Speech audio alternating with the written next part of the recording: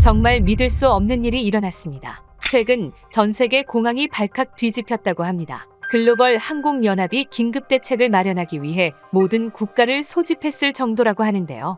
충격적인 건 그 중심에 한국이 있다는 사실입니다. 심지어 영국의 유명 항공사 책임자는 모두가 경악할 만한 발언까지 했다고 하죠. Quality and it's a skill, but you have to learn the skill how to be outgoing. And some people aren't outgoing. I'm not always outgoing. 대체 무슨 일이 있었던 걸까요? 안녕하세요. 저는 영국 브리티시 에어웨이즈의 승무원으로 일하고 있는 엠마라고 합니다. 5년 넘게 승무원으로 일하며 영국의 공항과 저희 항공사만큼 완벽한 곳은 없다고 생각하며 살아왔죠. 물론 지금 생각하면 완전히 웃긴 이야기지만 말이에요. 아직도 그날의 기억이 선명합니다. 그날 저는 비행기에서 내리며 깊은 한숨을 내쉬었어요. 오랜만에 휴가로 탑승한 프랑스행 비행기가 갑자기 기체 결함을 일으켜 인천공항에 비상 착륙하게 되고 말았거든요. 기장의 한국에 비상 착륙한다는 말에 저는 속으로 신음을 참았습니다. 대체 왜 하필 한국이야? 최악이네. 저는 캐리어를 꽉 쥐며 중얼거렸습니다. 솔직히 말하자면 저는 한국에 대해 좋은 인상을 갖고 있지 않았거든요. 바로 같은 항공사에서 일하는 중국인 동료 루이 때문이었죠. 루이는 런던 마이너스 상하이 노선을 5년 넘게 비행하며 동아시아에 대해 전문가처럼 이야기하곤 했습니다. 엠마, 한국이 겉으로는 발전한 것처럼 보여도 속은 완전히 다르다니까. 루이는 기내식을 준비하던 중에도 휴게실에서 쉬는 시간에도 한국에 대한 부정적인 이야기를 끊임없이 했습니다. 한국 사람들은 외국인에게 불친절하고 특히 중국인이나 서양인들에게 차별적인 시선을 보낸다고 했어요. 자기가 한국 식당에서 완전히 무시당했던 경험도 들려주었죠. 처음으로 한국에 방문해 설레는 마음으로 식당을 들어갔는데 그곳의 사람들이 중국인은 나가라며 자신을 완전히 문전박대했다고 하더군요. 그 말에 저는 충격을 받았습니다. 어떻게 그런 짓을 할 수가 있을까요? 중요한 건 이런 일이 한두 번이 아니라고 했어요. 외국인에 대한 시선이 좋지 않고 아직도 그들의 수준은 80년대에 머물러 있다고 하더군요. 아마 여행을 가게 되면 큰 수치심을 느낄 거라고 했어요. 이뿐만이 아니었습니다. 루이는 손을 휘저으며 음식에 대해서도 혹평했죠. 한국 음식은 너무 맵고 짜서 진짜 맛을 느낄 수 없다고요. 중국 음식은 섬세한 데 비해 한국은 그냥 고춧가루만 잔뜩 넣는다고 깎아내렸죠.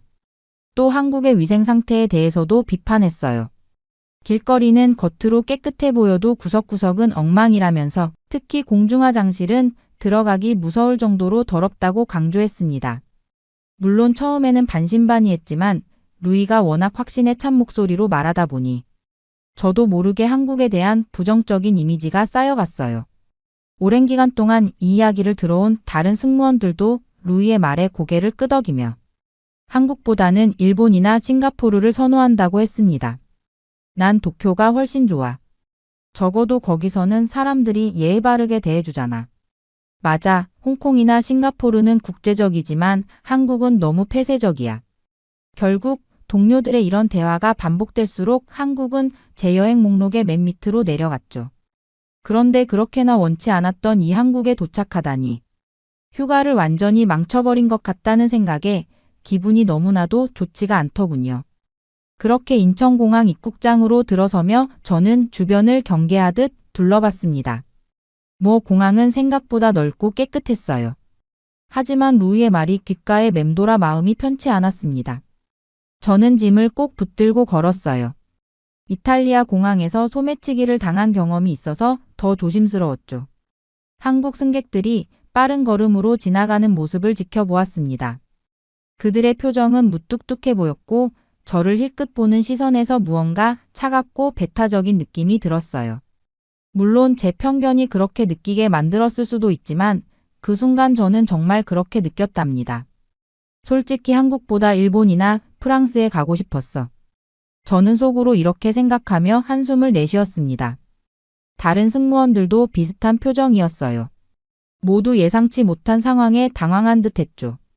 특히 프랑스에서 휴가를 보낼 계획이었던 제 동료 제니퍼는 이미 얼굴을 잔뜩 찌푸리고 있었습니다. 화장실을 찾아 걸어가는 동안 한국어 안내 방송이 귓가에 울렸어요. 알아들을 수 없는 말들이 더 불안하게 느껴졌습니다. 다행히 영어 안내도 함께 나왔지만 그래도 마음이 편치 않았죠. 어떻게든 이 짧은 시간을 버티고 빨리 프랑스로 가고 싶었어요. 한국에서 뭘 해야 할지, 어떻게 시간을 보내야 할지 감이 오지 않았습니다. 하지만 저는 그때까지 몰랐어요. 이번 예기치 못한 체류가 제 모든 편견을 깨부술 것이라는 사실을요. 그리고 앞으로 몇 시간 동안 한국에 대한 제 생각이 완전히 바뀌게 될 거라는 것도요. 그때였습니다. 공항 로비에서 망연자실하게 서 있던 저에게 단정한 정장 차림의 한국인 남성이 다가왔습니다. 강민혁이라고 했죠. 한국항공사 정비팀 책임자라고 합니다. 그는 완벽한 영어로 자신을 소개했어요. 강민혁은 걱정하지 말라며 비행기 정비가 5시간 안에 끝날 예정이라고 설명했습니다. 그동안 불편하겠지만 최대한 빨리 여정을 계속할 수 있도록 하겠다고 했어요. 그 말에 저는 헛웃음이 나왔습니다. 5시간이라고요? 말도 안 됐습니다. 저는 그에게 5시간 만에 끝내는 것은 불가능하다고 말했어요. 저 또한 영국에서 근무하면서 여러 번 비행기 정비를 지켜봤거든요. 항공기 점검은 적어도 하루 이상이 걸리는 것이 상식이었습니다. 그것도 가벼운 결함일 경우에 한해서죠. 저희 항공사에서는 승객 안전을 위해 최소 24시간의 점검 시간을 원칙으로 삼고 있었어요. 강민혁은 자신감 넘치는 미소를 지으며 저희가 어떻게 작업하는지 직접 보여주겠다고 했습니다. 정비소로 안내해주겠다고 했죠. 저는 반신반의하는 마음으로 그를 따라갔어요. 다른 승무원들도 호기심에 함께 움직였습니다. 정비소에 도착한 저는 믿을 수 없는 광경을 목격했어요. 수십 명의 정비사들이 마치 한 몸처럼 움직이며 항공기를 점검하고 있었습니다. 각자 맡은 부분을 신속하게 살피면서도 정확하게 작업하는 모습이 인상적이었죠. 저도 모르게 감탄사가 나왔어요. 정비사들은 각자 태블릿을 들고 실시간으로 정보를 공유하고 있었습니다. 누군가 문제를 발견하면 즉시 모든 팀원에게 공유되어 함께 해결책을 찾았죠. 강민혁은 이것이 그들이 개발한 통합 정비 시스템이라고 설명했습니다. 모든 정비사가 실시간으로 정보를 공유하고 AI가 최적의 정비 순서와 방법을 제안해 준다고 했어요. 현대적인 장비들과 효율적인 작업 프로세스가 영국에서 본 정비소와는 확연히 달랐어요. 저는 5시간 만에 모든 점검을 마치고 안전하게 비행할 수 있다는 게 정말 가능한지 물었습니다. 제 목소리에는 의심이 가득했어요. 안전 문제는 절대 타협할 수 없는 부분이니까요. 강민혁은 고개를 끄덕이며 자신 있게 말했습니다. 한국에서는 빠른 게 기본이지만 빠르다고 해서 정확성을 포기하지 않는다고 했어요. 오히려 더 정확하게 하기 위해 혁신적인 시스템을 도입했다고 설명했습니다. 그는 태블릿으로 실시간 정비 진행 상황을 보여주었어요. 놀랍게도 이미 전체 작업의 40%가 완료된 상태였습니다. 각 단계마다 안전 체크리스트가 있었고 여러 전문가의 확인을 거치는 프로세스였죠. 저는 여전히 반신반의했지만 그들의 작업 방식에 감탄할 수밖에 없었습니다. 한국의 정비 시스템은 제가 지금까지 경험한 그 어떤 나라보다 효율적이었어요. 강민혁은 영국에서도 이런 시스템 도입을 검토해 본 적이 있는지 물었습니다. 저는 머리를 가로저었어요. 이렇게 혁신적인 시스템은 본 적이 없었으니까요. 그렇게 정비소를 나오면서 저는 계속해서 루이의 말과 현실 사이의 괴리를 생각했습니다. 한국이 정말 그가 말한 것처럼 뒤떨어진 나라였을까요? 적어도 항공기 정비 시스템만큼은 그렇지 않았어요. 공항 대기실로 돌아오는 길에 저는 여전히 캐리어를 꼭 쥐고 있었습니다.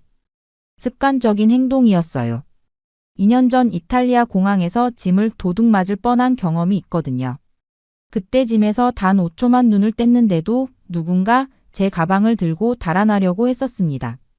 다행히 주변 사람들의 도움으로 가방을 되찾았지만 그 이후로 공공장소에서는 항상 짐을 붙들고 있었죠. 하지만 몇 분 후 저는 정말 믿기 힘든 광경을 목격했어요. 한국 사람들은 짐을 아무렇게나 두고 다녔습니다. 제 앞에 앉아있던 비즈니스맨은 고가의 노트북을 테이블 위에 그대로 둔 채 화장실로 향했어요.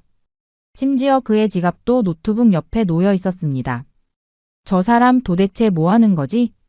저는 놀라서 주변을 둘러봤습니다.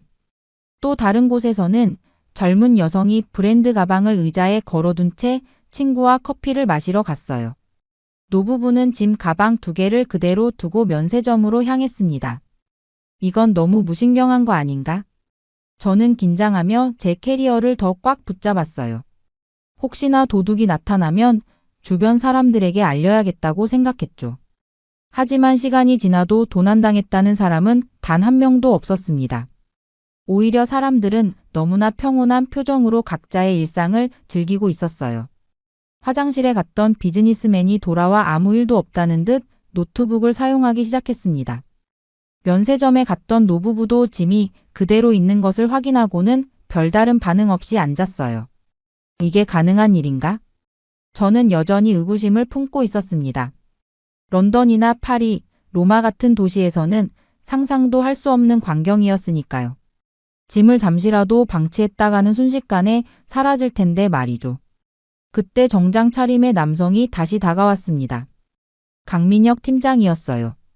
엠마 승무원님, 정비가 예상보다 빠르게 진행되고 있습니다. 그가 내미는 사원증을 다시 확인하며 저는 안도했습니다. 강민혁은 제가 여전히 캐리어를 꽉 붙잡고 있는 모습을 보더니 미소를 지었어요. 여기선 그렇게 짐을 꼭 쥐고 있을 필요 없어요. 한국은 공공장소에서 도난 사고가 거의 일어나지 않습니다. 저는 여전히 반신반의했지만 주변의 모습을 다시 한번 살펴보니 정말 그런 것 같았습니다. 사람들은 자신의 소지품에 대해 전혀 걱정하지 않는 듯 했어요. 정말요? 그럼 저 노트북이나 가방을 그냥 두고 가도 안전하다는 말씀인가요? 강민혁은 고개를 끄덕였습니다. 한국은 CCTV가 많고 시민의식이 높아서 공공장소에서의 도난 사고율이 세계 최저 수준이라고 했어요. 이후 제 캐리어를 조심스럽게 의자 옆에 내려놓자 강민혁은 미소를 지었습니다. 모든 것이 새롭고 낯설었지만 조금씩 한국의 안전함에 익숙해지는 중이었어요. 그때 저는 제니퍼의 상태가 이상하다는 것을 알아차렸습니다. 제니퍼는 저와 가장 친한 동료 승무원이에요. 저희는 5년 넘게 같은 팀으로 일해왔죠. 그런데 그녀가 갑자기 의자에 털썩 주저앉으며 얼굴이 창백해졌습니다. 저는 재빨리 그녀에게 다가갔어요. 제니퍼는 어지러움을 느끼기 시작했다고 했습니다. 긴 비행과 갑작스러운 비상 착륙으로 인한 스트레스 그리고 휴식 없이 이어진 피로가 겹쳐 몸이 무거워진 듯 했어요. 제니퍼는 괜찮다고 했지만 얼굴은 점점 더 창백해졌고 이마에는 식은땀이 맺혔습니다. 그 모습을 지켜보던 한국 여성이 다가왔어요. 그녀는 자신을 박소연이라고 소개했습니다. 한국 항공사에서 일하는 승무원이었죠. 박소연은 제니퍼가 많이 아파 보인다며 응급센터에 가보는 게 좋겠다고 권했어요. 저는 잠시 망설였어요. 한국 병원에 대한 루이의 경고가 다시 떠올랐거든요. 한국 병원의 위생 상태는 괜찮을까? 영어로. 의사소통이 될까? 비용은 얼마나 나올까? 이런 생각들이 머릿속을 맴돌았습니다. 박소연은 응급센터에 가보자며 안내해주겠다고 했어요. 저는 여전히 불안했지만 제니퍼의 상태가 점점 악화되는 것 같았습니다. 그녀는 이제 제대로 서 있기도 힘들어했어요. 더 이상 망설일 시간이 없었죠. 저는 도움을 청하며 제니퍼를 부축했고 박소연의 안내에 따라 공항 내 의료센터로 향했습니다. 길을 걸으면서도 계속 불안한 마음이 들었어요. 루이가 한국의 의료시설에 대해서도 부정적으로 이야기했었거든요. 하지만 공항 의료센터에 도착한 순간 저는 또 한 번 놀라움을 금치 못했습니다. 예상과는 완전히 달랐어요. 깨끗하고 현대적인 시설이 펼쳐져 있었습니다. 제니퍼는 접수 후 곧바로 진찰실로 안내받았어요. 접수 과정도 매우 간단했습니다. 태블릿으로 몇 가지 정보만 입력했을 뿐인데 모든 수속이 끝났어요. 저는 걱정스럽게 제니퍼와 함께 들어갔습니다. 진료실은 놀라울 정도로 깨끗했어요. 최신식 의료 장비들이 곳곳에 배치되어 있었고 의사와 간호사들은 모두 전문적인 모습이었습니다. 김태윤 의사는 유창한 영어로 제니퍼의 증상을 물었어요. 저는 통역이 필요할까봐 걱정했는데 의사가 완벽한 영어를 구사하는 것을 보고 안도했습니다. 제니퍼는 자신의 증상을 설명했고 의사는 신속하게 진찰을 시작했어요. 혈압, 체온, 산소 포화도 등을 체크하고 간단한 혈액 검사까지 진행했습니다. 모든 과정이 빠르고 효율적이었어요. 의사는 탈수와 저혈당 상태라고 진단했습니다. 장시간 비행과 스트레스로 인한 것 같다고 했어요. 수액 치료를 하면 곧 좋아질 거라고 설명했습니다. 간호사는 신속하게 수액을 준비했고 제니퍼는 편안한 침대에 누워 치료를 받았어요. 저는 이 시설이 정말 공항 안에 있는 것인지 놀라웠습니다. 영국 히드로 공항의 의료시설도 괜찮다고 생각했는데 이곳은 그보다 훨씬 현대적이고 효율적이었어요. 치료가 끝나고 정산을 할 때도 놀랐습니다. 치료비가 합리적인 수준이었거든요. 영국이나 미국에서 같은 치료를 받았다면 훨씬 더 많은 비용이 들었을 텐데 말이죠. 저는 어떻게 이런 수준의 의료 서비스를 이렇게 저렴하게 제공할 수 있는지 물었어요. 박소연은 미소를 지으며 한국은 국민건강보험 시스템이 잘 갖춰져 있어 의료비 부담이 상대적으로 적다고 설명했습니다. 그리고 공항의료센터는 외국인 방문객을 위해 특별히 신경 쓰고 있다고 했어요.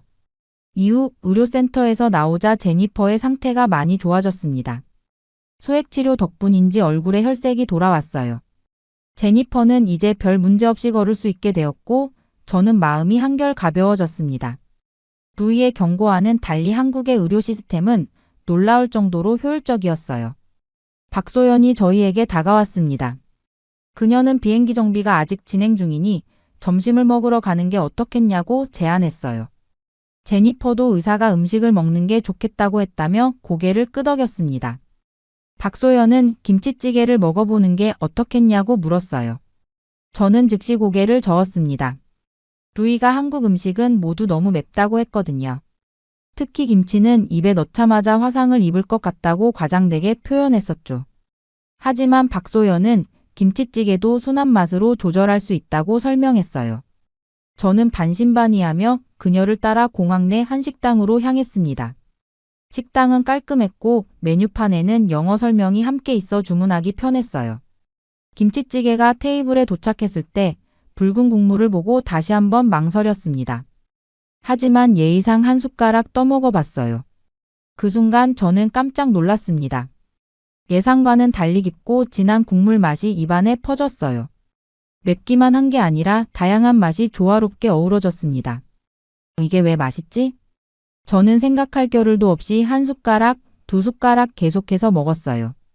어느새 제 그릇은 비어가고 있었습니다. 제니퍼도 비슷한 반응이었어요. 그녀는 된장찌개를 시켰는데 계속해서 맛있다는 감탄사를 내뱉었습니다. 루이의 말이 다 틀렸네요. 한국 음식은 정말 맛있어요. 박소연은 미소를 지으며 한국 음식의 다양성에 대해 설명해 주었습니다.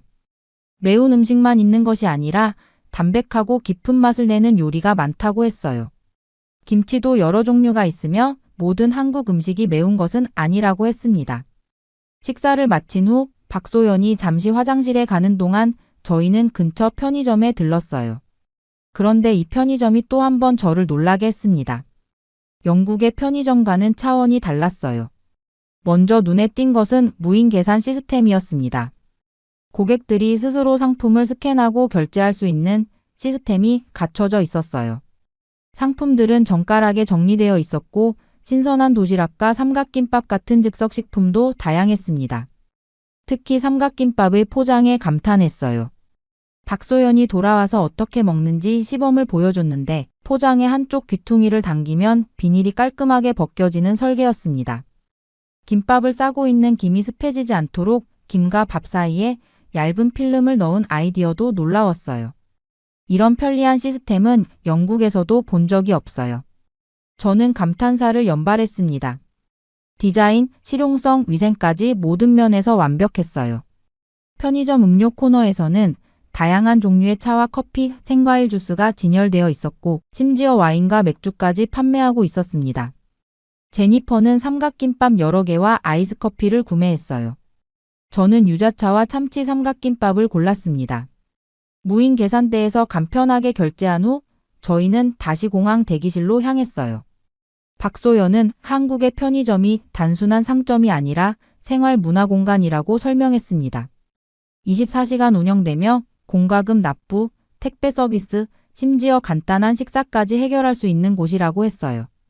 그렇게 공항 대기실로 돌아오는 길에 저는 계속해서 한국에 대한 새로운 인상을 정리하고 있었어요. 루이의 말과는 달리 한국은 놀라울 정도로 발전되고 효율적인 나라였습니다. 깊은 맛의 음식과 편리한 시스템까지 모든 것이 기대 이상이었죠. 대기실로 들어서자 비행기 정비가 거의 끝나가고 있다는 안내 방송이 나왔어요. 승객들은 다시 탑승 준비를 하고 있었습니다. 이제 곧 프랑스로 향할 수 있게 된 거죠. 하지만 저는 이상하게도 서둘러 떠나고 싶은 마음이 들지 않았어요.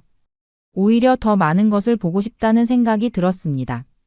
박소연과 다른 한국 승무원들이 승객들을 응대하는 모습을 지켜보며 저는 또 한 번 감탄했어요.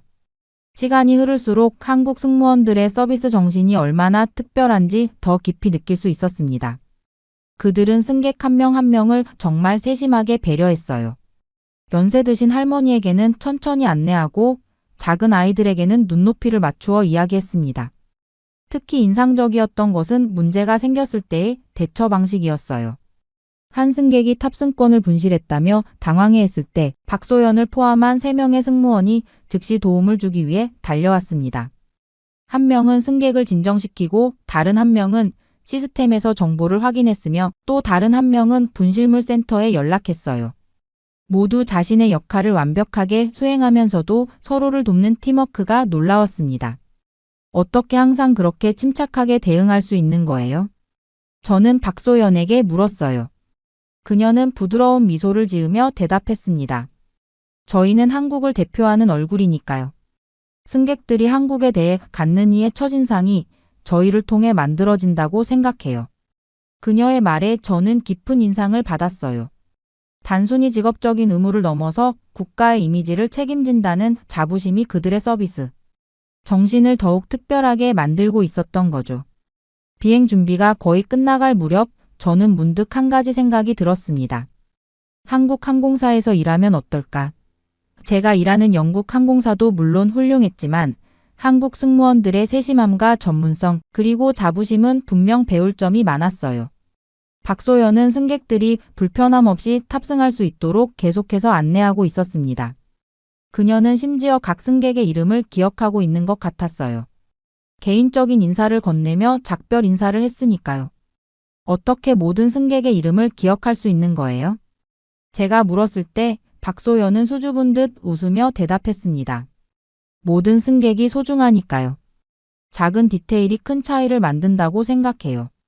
그녀의 말에 저는 다시 한번 감동했습니다. 이런 진심 어린 태도야말로 진정한 서비스 정신의 핵심이라는 생각이 들었어요. 저는 제 팀 동료들을 둘러보았습니다. 그들도 한국 승무원들의 태도에 감명받은 듯 했어요. 제니퍼는 심지어 메모를 하고 있었습니다. 아마도 돌아가서 자신의 서비스에 적용하려는 듯 했어요. 그때 비행기 탑승을 알리는 안내방송이 울렸습니다. 저는 드디어 프랑스로 떠날 시간이 되었다는 것을 실감했어요. 하지만 마음속에는 이상한 감정이 일었습니다. 예기치 않게 머물게 된 한국에서의 몇 시간이 저에게 큰 인상을 남겼거든요. 제니, 잠깐만요.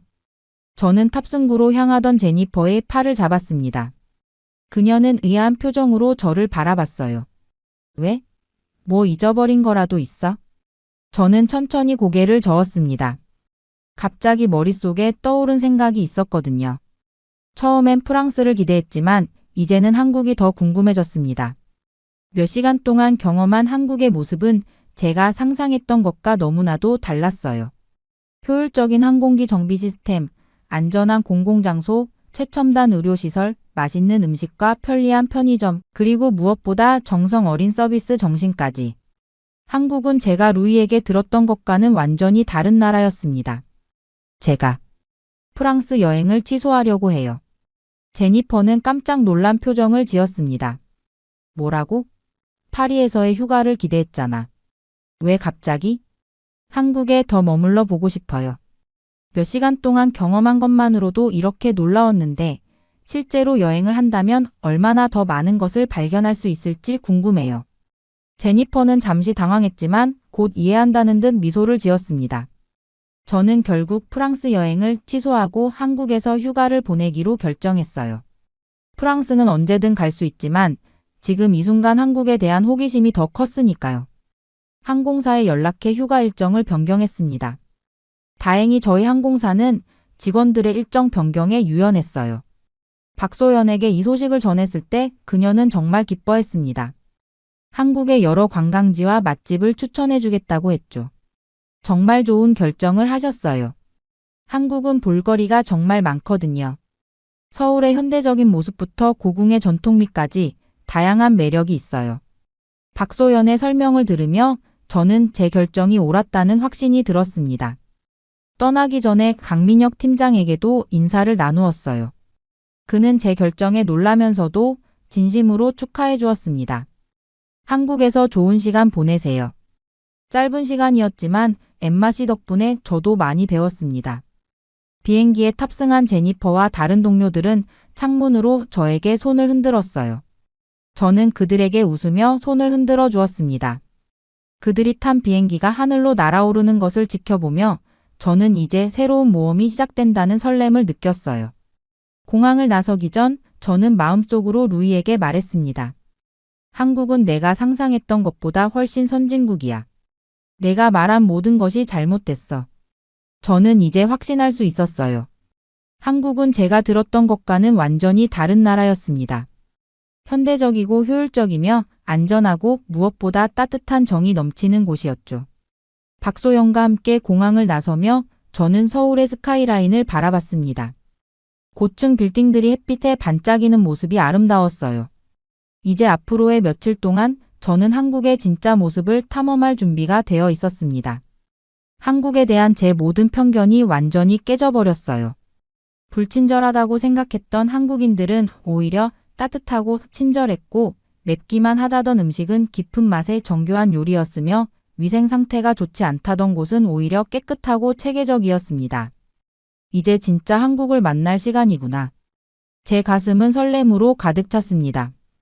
루이의 이야기가 아닌 제 눈으로 직접 한국을 발견할 기회가 생긴 거니까요. 때로는 예상치 못한 일이 가장 특별한 경험을 선물해준다는 것을 깨달았습니다. 비상착륙이라는 불운한 사건이 제 인생에서 가장 행운이 되다니 정말 놀라운 일이었죠. 저는 박소연을 따라 택시에 올랐습니다. 한국에서의 새로운 여정이 시작되고 있었어요. 미국이 발칵 뒤집혔습니다. 최근 미국의 한 가정이 전 세계적으로 관심을 받고 있다고 하는데요. 그들이 겪은 충격적인 사건에 많은 이들이 경악을 금치 못했다고 합니다. 놀라운 건 그 중심에 한국이 있다는 점이죠. 심지어 미국의 한 교수는 한국의 시스템은 이제 미국에 꼭 필요하다라고 말했을 정도라고 합니다. 대체 무슨 일이 있었던 걸까요? 안녕하세요. 저는 리사입니다. 미국에서 아들 노아를 혼자 키우는 싱글맘이죠. 솔직히 말하자면 저는 아시아에 큰 편견을 가지고 있었습니다. 특히 한국에 대해서 말이죠. 저는 항상 속으로 아시아 사람들을 볼 때마다 불편함을 느꼈습니다. 제 마음속에서 한국인들은 다소 거칠고 믿을 수 없는 사람들로 자리 잡았어요. 한국 문화와 관련된 모든 것이 낯설고 이질적으로 느껴졌죠. 한 번은 쇼핑몰에서 한국 식당 앞을 지나가다 코를 찌르는 마늘 냄새와 고추 냄새에 얼굴을 찡그렸습니다. 한국 음식은 지나치게 강한 향이 난다고 생각했어요. 왜 사람들이 저런 강한 향의 음식을 즐기는지 이해할 수 없었습니다. 노아의 손을 잡고 서둘러 그 자리를 떠났죠. 노아는 의아한 표정을 지었지만 저는 설명할 필요가 없다고 생각했습니다. 그저 제 아들이 그런 문화에 노출되지 않기를 바랐어요. 특히 한국인들은 정신적으로도 문제가 많은 것 같다는 생각이 들었었어요. 예전에 한국인이 대학교에서 총기 난사한 사건도 있잖아요. 정신 건강 문제를 겪고 있었다고는 하지만 어떤 미친 인간이 총기를 난사를 하나요? 그 사건 이후로 한국인들은 매우 위험하고 폭력적이라는 편견까지 추가가 되었습니다. 그래서 TV에서 가끔 태권도 같은 무술 장면이 나오면 채널을 돌렸습니다. 저는 태권도 같은 무술이 아이들을 폭력적으로 만든다고 확신했거든요. 이런 편견이 자신에게는 당연하다고 믿었고, 이를 바꿀 이유가 없다고 생각했어요. 제 주변 친구들도 비슷한 생각을 가지고 있었으니까요. 아들 노아에게도 비슷한 배경을 가진 친구들과 어울리는 것이 더 좋을 거라고 은연중에 말하곤 했죠. 같은 인종인 우월한 저희 백인들과 함께 어울리는 것이 정서적으로도 좋을 것이 확실하니까요. 하지만 요즘 들어 고민이 많습니다. 바로 노아 때문이죠. 노아는 사람들과 접촉하는 것을 무척 두려워했거든요. 누군가 말을 걸면 고개를 푹 숙이고 손가락만 만지작거리기만 했습니다. 특히 이번 학교에 입학하고 나서는 상황이 더 심각해졌어요. 노아는 학교에서 친구가 거의 없었어요. 다른 아이들이 소풍이나 파티에 초대받을 때 노아는 항상 빠졌습니다. 점심시간이면 언제나 식당 구석에서 혼자 조용히 식사를 했죠. 가끔 학부모 모임에서 다른 엄마들이 아이들 이야기를 할 때 저는 할 말이 없어 불편했습니다. 노아에게는 그런 즐거운 추억이 없었으니까요. 하루는 노아의 담임 선생님께서 전화를 주셨어요. 노아가 수업 시간에 질문을 받으면 얼굴이 새빨개지고 말을 더듬는다고 하셨습니다. 발표는 아예 하지 못했죠. 선생님께서는 노아가 사회성 발달에 문제가 있을 수 있다고 말씀하셨어요.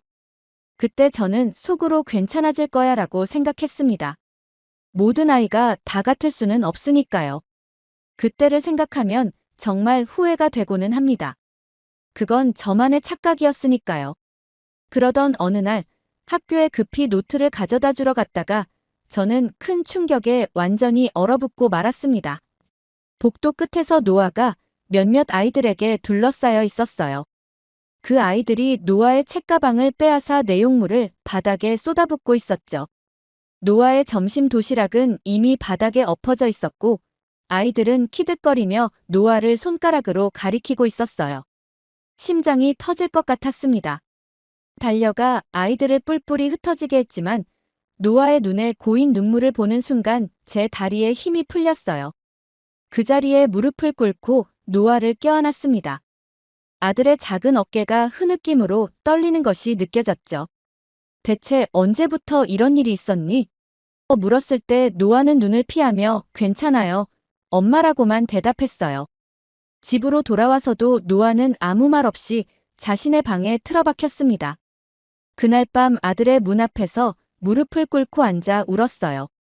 내 소중한 아이가 매일 이런 공포 속에서 학교에 가고 있었다니. 문틈으로 새어나오는 흐느낌 소리에 제 심장이 산산조각 났습니다. 그러던 어느 날 아침, 노아가 평소보다 일찍 일어나 식탁에 앉아 있었습니다. 얼굴에는 결연한 표정이 서려 있었어요. 노아는 잠시 망설이더니 조심스럽게 입을 열었습니다. 엄마, 저 태권도를 배우고 싶어요. 순간 귀를 의심했습니다. 태권도라니? 내 아들이. 노아는 내 표정을 살피면서 이야기를 이어갔어요. 태권도를 배우면 자신감도 생기고 자기 자신을 지킬 수도 있을 거라고요. 그러면서 자신을 도와준 유일한 친구에 대해 이야기하기 시작했습니다. 그 친구의 이름은 지민이었고 한국계 미국인이었어요. 지민은 노아를 괴롭히는 아이들에게 맞서주는 유일한 친구였습니다. 노아가 그런 친구가 있다는 사실에 안도감이 들었지만 한편으로는 왜 이제야 말해주는지 서운했어요. 노아는 이야기를 이어갔습니다. 지민이 태권도를 배우고 있다고 했어요. 그리고 태권도를 배우면서 자신감을 얻게 되었다고 합니다. 노아의 눈이 반짝였어요. 제 심장이 얼어붙는 것 같았어요. 태권도라니. 한국 무술이잖아요. 제가 가장 불편하게 생각하던 문화권의 것이었습니다. 게다가 학교에서도 이렇게 괴롭힘을 당하고 있는데 그런 위험하고 난폭한 아이들 사이에서 어떻게 제 아들이 버텨낼 수가 있겠어요? 순간적으로 화가 치밀어 올랐어요. 안 돼. 그건 절대 안 된다. 저는 단칼에 거절했습니다. 제 머릿속에는 뉴스에서 봤던 과격한 시위 장면이 떠올랐어요. 격렬하게 소리치는 한국인들의 모습, 그리고 그들의 예측할 수 없는 행동들이 저를 두렵게 했습니다. 그런 사람들에게 내 아이를 맡긴다니 상상만 해도 끔찍했습니다. 노아의 얼굴에 실망감이 스쳐 지나갔지만 그때는 아이의 마음보다 제 편견이 더 컸죠. 제 머릿속에서 태권도는 여전히 폭력적인 무술이었고 한국 문화는 낯설고 불편한 것이었습니다. 노아가 태권도를 배우는 것은 상상조차 할 수 없는 일이었어요.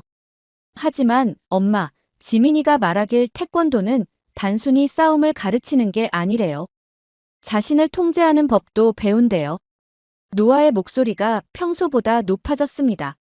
이렇게 제게 자기 생각을 말하는 경우가 거의 없었는데 말이죠. 그만큼 태권도를 배우고 싶다는 마음이 간절했나 봅니다. 하지만 저는 여전히 고개를 가로저었어요. 노아는 포기하지 않고 계속해서 태권도를 배우고 싶다는 이야기를 했습니다. 하지만 저는 같은 대답을 했어요. 안 된다고요. 하지만 노아의 끈질김은 계속되었습니다. 아들의 거듭된 부탁에도 저는 여전히 태권도를 배우는 것을 허락할 생각이 없었어요. 한국인들에 대한 불신, 그들의 문화에 대한 거부감이 너무 컸기 때문이었죠. 그러던 어느 날 놀라운 일이 벌어졌어요. 노아가 학교에서 돌아와 제 눈을 똑바로 쳐다보며 말했습니다. 저 정말로 태권도를 배우고 싶어요. 노아의 목소리에는 평소에 없던 단호함이 담겨 있었어요. 그는 자신을 괴롭히던 아이들 앞에서도 가만히 있던 아이였습니다. 하지만 태권도에 대한 제 반대 앞에서는 예전과 달리 강한 태도를 보였어요. 처음으로 아들의 눈빛에서 간절함을 보았습니다. 한 번만 태권도장에 가보면 안 될까요? 결국 저는 노아의 간절한 요청에 저는 마지못해 태권도장을 방문하기로 했습니다. 하지만 제 마음속에는 여전히 불신이 가득했어요. 태권도장에 도착하니 예상과 달리 쇼핑몰 내에 위치해 있었습니다. 유리문을 열고 들어서는 순간 차렷, 경례 라는 구령과 함께 일제히 인사하는 소리가 들렸어요. 감사합니다. 저는 그 자리에 멈춰 서서 눈앞의 광경을 바라보았습니다. 오래되고 허름할 것이라는 생각과 달리 내부는 깔끔했고 질서가 잡혀 있었어요. 바닥은 푹신한 매트로 덮여 있었고 벽에는 한글로 쓰인 태권도 정신이 걸려 있었습니다. 예상했던 어둡고 위협적인 분위기가 아니라 밝고 활기찬 공간이었어요. 안녕하세요. 한 여자 수련생이 정중히 인사했습니다. 아이들은 하얀 도복을 입고 띠 색깔별로 줄지어 차분하게 훈련을 받고 있었으며 사범에게 정중하게 인사하는 모습이 보였어요. 동작 하나하나에 집중하는 아이들의 표정은 진지했고 작은 성취에 서로 격려하는 모습도 눈에 띄었습니다. 김사범님은 띠가 태권도의 단계를 나타낸다고 설명했어요. 흰 띠부터 시작해서 검은 띠까지요. 아이들의 발차기 동작에는 저항이나 공격성이 보이지 않았어요. 오히려 집중력과 규율이 느껴졌습니다. 하지만 저는 여전히 태권도 자체에 대한 의심을 거두지 못했어요. 그때 한 남자가 다가왔습니다. 자신을 태권도장 사범 김성훈이라고 소개했어요. 친절하게 맞이했지만 저는 그를 경계하는 눈빛으로 바라보았습니다. 태권도는 단순한 싸움 기술이 아닙니다. 마음과 정신을 수양하는 과정이죠. 태는 발, 권은 손, 도는 정신적인 길을 의미합니다. 아이들은 여기서 예의, 염치, 인내, 극기, 백절불굴의 정신을 배웁니다. 김사범의 말에도 저는 별다른 감흥을 느끼지 못했어요. 겉으로는 고개를 끄덕였지만 속으로는 그래, 말은 그렇게 하겠지라고 생각했습니다. 발차기와 주먹 찌르기가 어떻게 정신 수양과 연결되는지 이해할 수 없었어요. 노아가 오래가지 못할 것이라고 확신했습니다. 하지만 노아의 눈빛은 달랐어요. 처음으로 그의 눈에서 희망이 보였습니다. 노아의 눈에서 희망을 본 그날 이후 저는 마지못해 태권도를 배우도록 허락했습니다. 일주일에 2번, 방과 후에 노아를 태권도장에 데려다 주기로 했어요. 솔직히 노아가 금방 흥미를 잃을 거라고 생각했거든요. 곧 노아도 제 편견이 옳았다는 걸 알게 될 테니까요. 첫 수업날 노아는 너무 긴장해서 손에 땀이 흥건했어요. 다른 아이들처럼 하얀 도복을 입고 맨발로 매트 위에 섰지만 그 모습이 어색해 보였습니다. 노아는 처음에는 태권도의 기본 동작조차 따라하기 어려웠어요. 다른 아이들이 발차기를 할 때 노아는 중심을 잃고 넘어지기 일쑤였습니다. 김사범의 지시를 따라 하나, 둘, 셋, 넷 구령에 맞춰 동작을 해야 했지만 노아는 박자를 놓치곤 했어요. 그런데 놀라운 일이 벌어졌습니다. 노아가 포기하지 않았어요. 집에 돌아와서도 거실에서 배운 동작을 연습할 정도였죠. 처음에는 비웃으려고 했지만 아들의 진지한 표정을 보니 그럴 수 없었습니다. 노아는 연습을 거듭했어요. 넘어져도 다시 일어나 같은 동작을 반복했습니다. 한 달이 지나자 조금씩 변화가 보이기 시작했어요.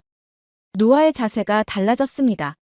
등이 펴지고 걸음걸이가 좀 더 당당해졌어요. 하지만 무엇보다 눈에 띄는 건 그의 눈빛이었습니다. 전에는 항상 바닥을 향하던 시선이 이제는 정면을 바라보기 시작했어요.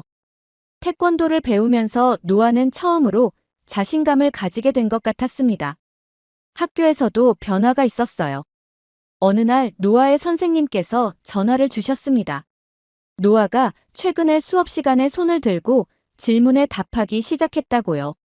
소극적이던 아이가 조금씩 적극적으로 변하고 있다는 말씀에 가슴이 뭉클했습니다. 여전히 괴롭힘을 당할 때가 있었지만 노아의 대응 방식이 달라졌어요. 어느 날 학교에서 돌아온 노아가 자랑스럽게 말했습니다. 오늘 잭이 또 내 점심을 가져가려고 했어요. 하지만 저는 그만해라고 말했어요. 크게 소리치지 않고 그냥 단호하게요. 김사범님이 가르쳐 주신 대로요. 그 말에 눈물이 날 것만 같았습니다. 노아가 예전처럼 움츠러들지 않고 단호한 태도로 대응하기 시작한 거예요. 자신을 괴롭히는 아이들에게 조용하지만 강한 목소리로 그만하라고 말했고, 놀랍게도 이를 본 아이들은 점점 노아를 함부로 대하지 못했습니다. 태권도장에서의 훈련은 단순한 신체적 단련이 아니었어요. 김사범은 기술뿐만 아니라 끈기, 인내, 예의, 그리고 자신을 통제하는 법을 가르쳤습니다. 매 수업 시작과 끝에 하는 인사, 사범과 선배들에 대한 공경, 그리고 자신보다 약한 사람을 돕는 태도 등을 배웠어요. 점점 더 노아의 태권도 실력이 향상되었습니다. 노란띠 심사를 통과했을 때 노아의 얼굴에는 자부심이 가득했어요. 그것은 단순히 띠의 색깔이 바뀐 것이 아니라 노력의 결실을 맺은 성취감이었습니다. 한 번은 노아가 태권도장에서 시범을 보이는 날이 있었어요. 긴장된 표정으로 매트 위에 선 노아를 보며 저도 모르게 가슴이 조여왔습니다. 그런데 시범이 시작되자 노아의 표정이 변했어요. 집중력이 느껴지는 진지한 눈빛, 정확한 동작, 그리고 힘찬 기합까지. 그 모습은 제가 알던 소심한 아이가 아니었습니다. 노아는 단순히 싸울 힘을 기르는 것이 아니라 자신을 다스릴 수 있는 힘을 기르고 있었어요. 그는 태권도를 배우면서 내면의 두려움을 극복하는 법을 배워가고 있었습니다. 김사범의 말이 생각났어요. 진정한 태권도는 마음의 수련이다. 이제야 그 말의 의미를 조금씩 이해하게 되었습니다. 태권도를 시작한 지 몇 개월이 지나면서 노아의 변화는 더욱 뚜렷해졌습니다. 처음에는 이런 변화를 인정하기 싫었어요. 제 편견이 무너지는 것 같았거든요. 하지만 그런 아들의 변화를 점점 실감하게 되었습니다. 아침에 일어나는 시간부터 달라졌어요. 전에는 제가 여러 번 깨워야 겨우 일어나던 노아가 이제는 알람 소리에 스스로 일어나 아침 스트레칭을 했습니다. 식사 시간에도 바른 자세로 앉아 식사 예절을 지켰어요. 밥을 먹기 전 잘 먹겠습니다라고 말하는 모습이 어색하면서도 기특했습니다. 노아는 집에서도 밝아졌어요. 전에는 늘 방에 틀어박혀 있던 아이가 이제는 거실에서 책을 읽거나 숙제를 했습니다. 가끔 제게 태권도에서 배운 것들을 열심히 설명해 주기도 했어요. 그의 눈은 이야기할 때마다 반짝였습니다. 무엇보다 놀라웠던 건 노아가 스스로를 더 돌보려 했다는 점이에요. 방을 정리하고 샤워 후에 젖은 수건을 잘 걸어두며 옷도 스스로 골라 입었습니다. 태권도를 배우면서 책임감이 생긴 것 같았어요. 어느 날 저녁, 노아가 식탁에서 이야기를 꺼냈습니다. 엄마, 다음 주에 승급 심사가 있어요. 노아의 목소리에는 긴장감과 함께 자신감이 묻어났어요. 그동안 열심히 연습한 것을 보여줄 기회라고 했습니다. 노란띠에서 초록띠로 승급하는 심사라고 했어요. 저는 그저 고개를 끄덕였지만 속으로는 걱정이 되었습니다. 노아가 실패하면 어쩌나 하는 마음이 컸거든요. 심사 전날, 노아는 거실에서 계속 폼을 연습했습니다. 팔과 다리의 움직임이 정확해졌고 기합 소리도 힘이 있었어요. 아직 완벽하진 않았지만 그 진지한 태도에 존경심이 생겼습니다. 드디어 승급 심사 날이 되었어요. 태권도장은 평소보다 많은 사람들로 붐볐습니다. 학부모들이 벽을 따라 서서 자녀들을 응원했어요. 저도 그중 한 명이 되어 있었습니다. 언제부터인가 제 마음속에 자리 잡았던 태권도에 대한 거부감이 조금씩 사라지고 있었어요. 심사가 시작되었고 노아의 차례가 왔습니다. 매트 중앙에 선 노아는 제가 알던 소심한 아이가 아니었어요. 자신감 넘치는 모습으로 심사에 임했습니다. 기본 동작부터 품새, 그리고 격파까지 모든 동작을 집중하며 수행했어요. 때로는 실수도 했지만 당황하지 않고 계속 진행했습니다. 심사가 끝나고 결과 발표 시간, 노아는 긴장한 표정으로 기다렸어요. 김사범님이 한 명씩 이름을 부르며 새로운 띠를 건네주었습니다. 마침내 노아의 이름이 불렸어요. 노아가 김사범님 앞으로 나가 정중히 인사하고 새로운 띠를 건네받는 모습을 보며 저는 감동을 감추지 못했습니다. 눈물이 차올랐지만 꾹 참았어요. 노아가 돌아보며 환하게 웃었을 때 그 미소가 제 마음을 따뜻하게 데웠습니다. 저는 처음으로 태권도가 노아에게 긍정적인 영향을 주고 있다는 사실을 인정해야만 했어요. 그동안 제 편견이 얼마나 잘못되었는지 깨달았습니다. 태권도는 노아에게 단순한 운동이 아니라 자신감과 책임감, 그리고 삶의 태도를 가르쳐주고 있었어요. 심사가 끝나고 집으로 돌아오는 길, 노아는 계속해서 심사 과정을 흥분된 목소리로 이야기했습니다. 그의 얼굴에는 성취감이 가득했어요.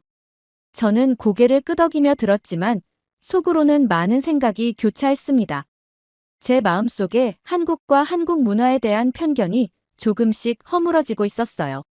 심사를 마치고 집으로 돌아온 후 저는 오랫동안 생각에 잠겼습니다.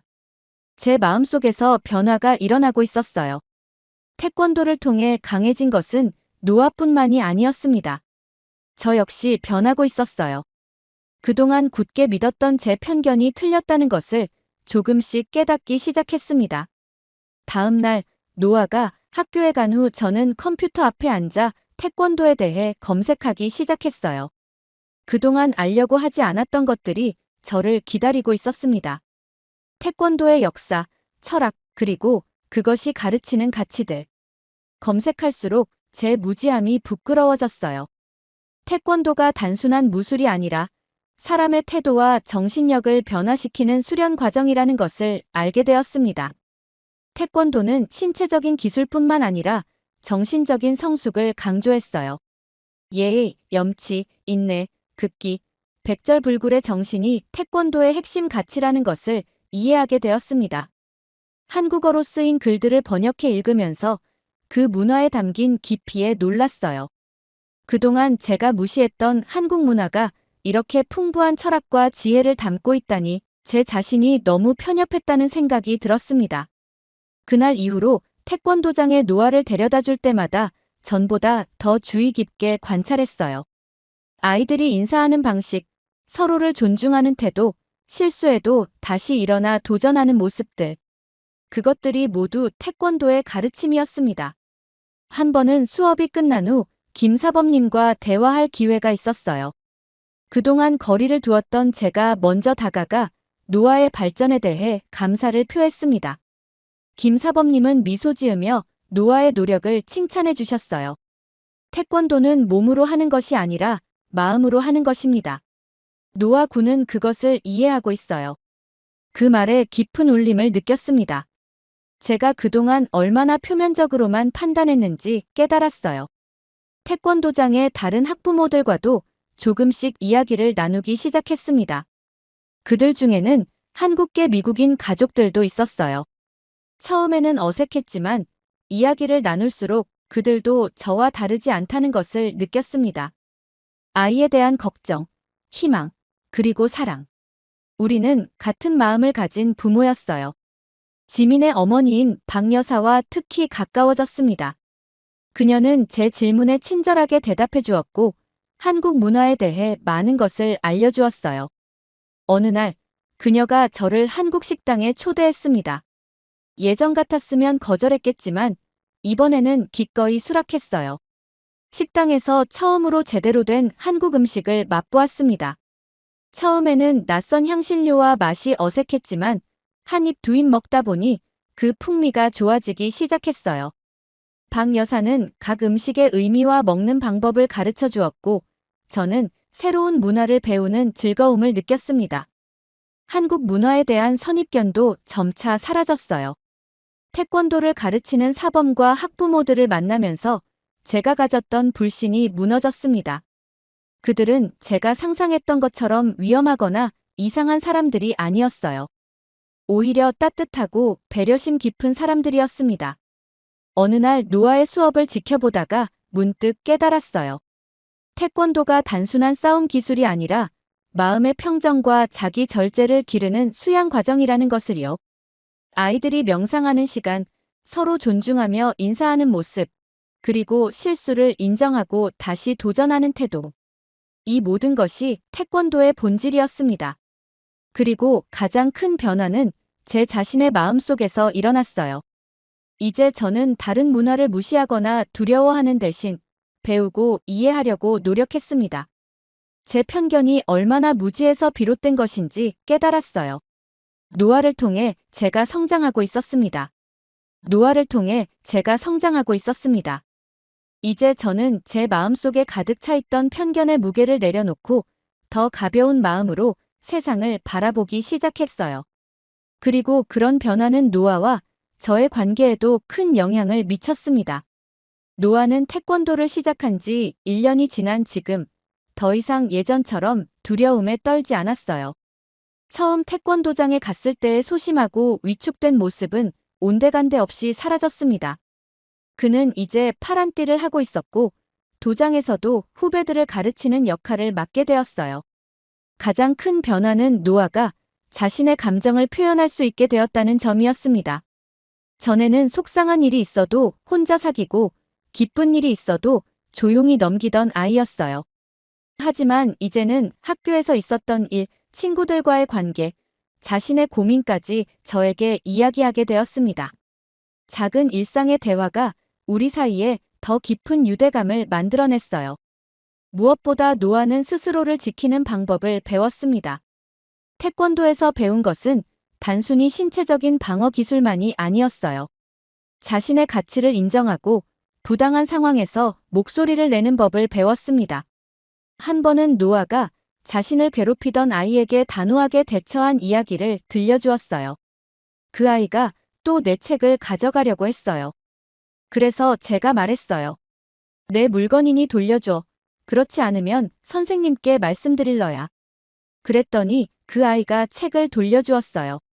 노아의 목소리에는 자부심이 가득했습니다.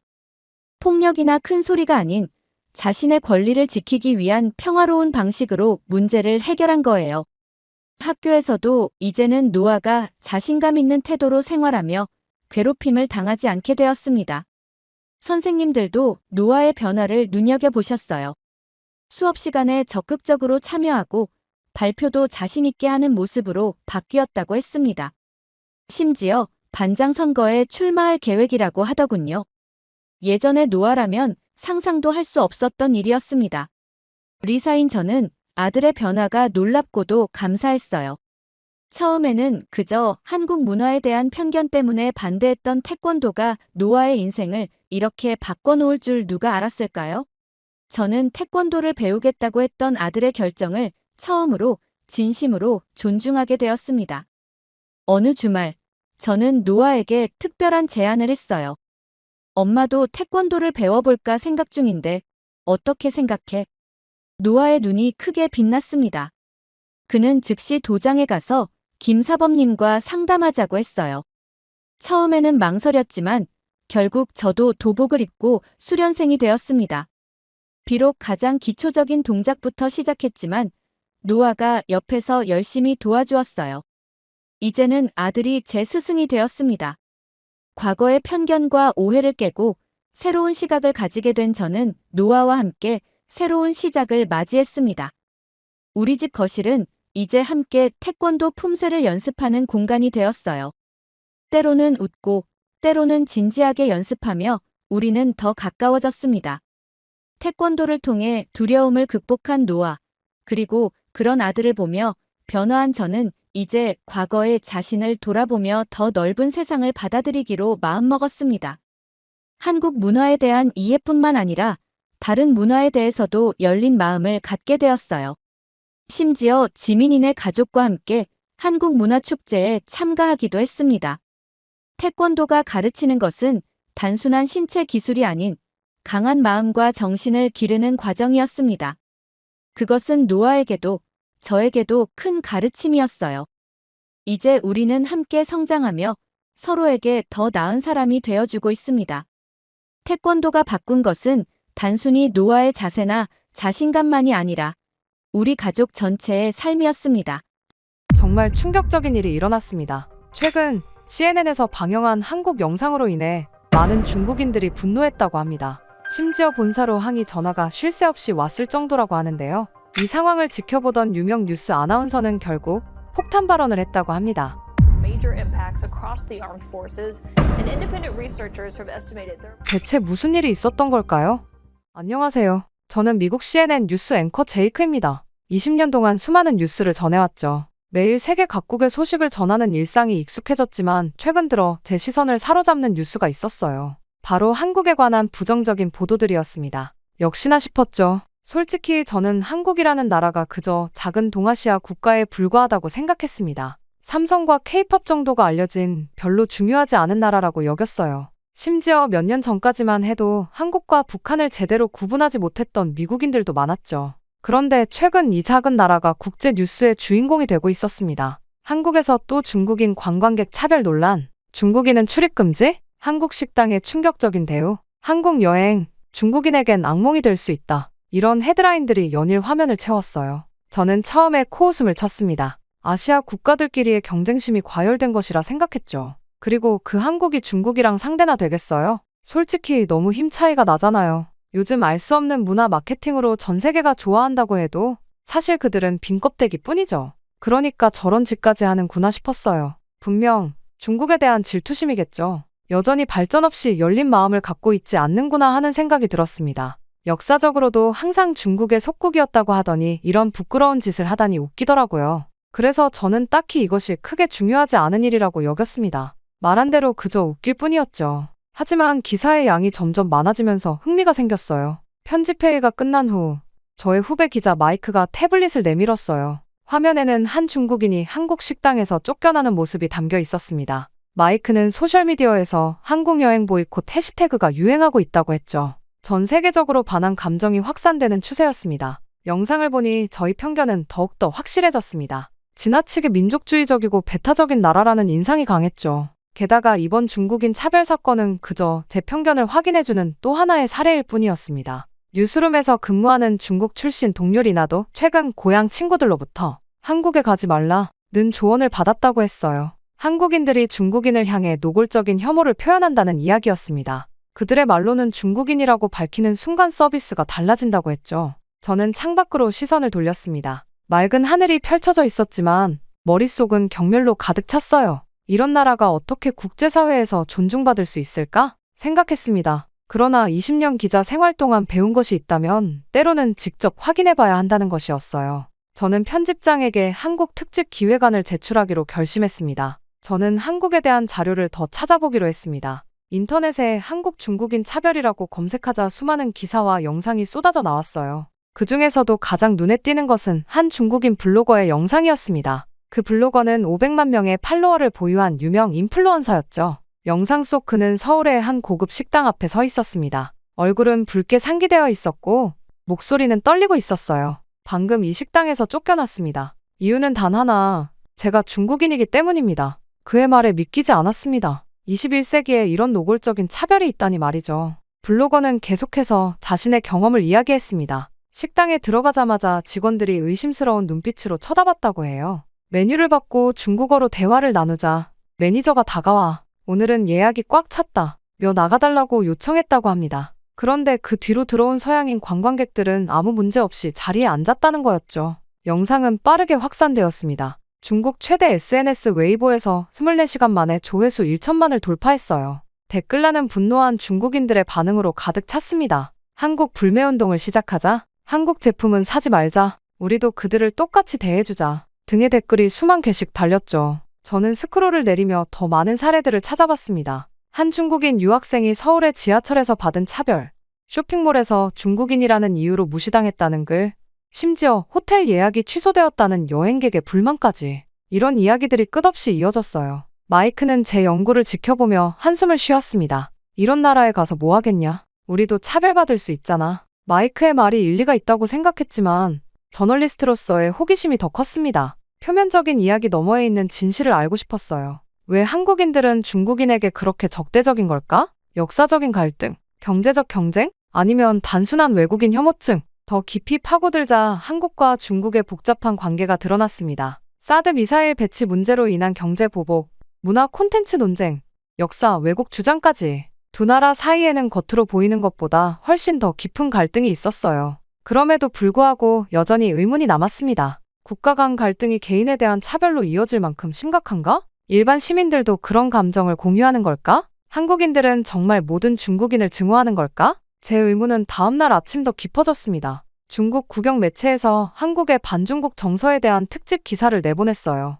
한국 정부가 암묵적으로 중국인 차별을 용인하고 있다는 주장까지 나왔습니다. 기사는 한국 여행은 중국인의 자존심을 버리는 것과 같다 라는 자극적인 문구로 마무리되었죠. 이제 이 문제는 단순한 관광객 불만에서 국제적인 외교 문제로 확대되고 있었습니다. 저는 점점 더 이 상황에 흥미를 느꼈어요. 마치 거대한 퍼즐을 맞추는 것 같았죠. 각자의 주장과 반박, 증거와 반증이 복잡하게 얽혀 있었습니다. 그렇게 저는 취재 준비를 위해 더 많은 자료를 찾아보았습니다. 그러던 중 또 다른 충격적인 영상을 발견했어요. 한 중국인 관광객이 서울의 유명 백화점에서 물건을 사려다 차별을 당했다는 내용이었습니다. 영상은 중국인 여성이 명품 매장에서 가방을 구경하는 장면으로 시작되었죠. 그녀가 점원에게 중국어로 질문하자 점원의 표정이 순식간에 굳어졌습니다. 그리고는 재고가 없다 며 냉정하게 대답했어요. 하지만 바로 다음 장면에서 서양인 관광객이 같은 가방을 요청했을 때는 미소 띤 얼굴로 친절하게 응대하는 모습이 담겨 있었습니다.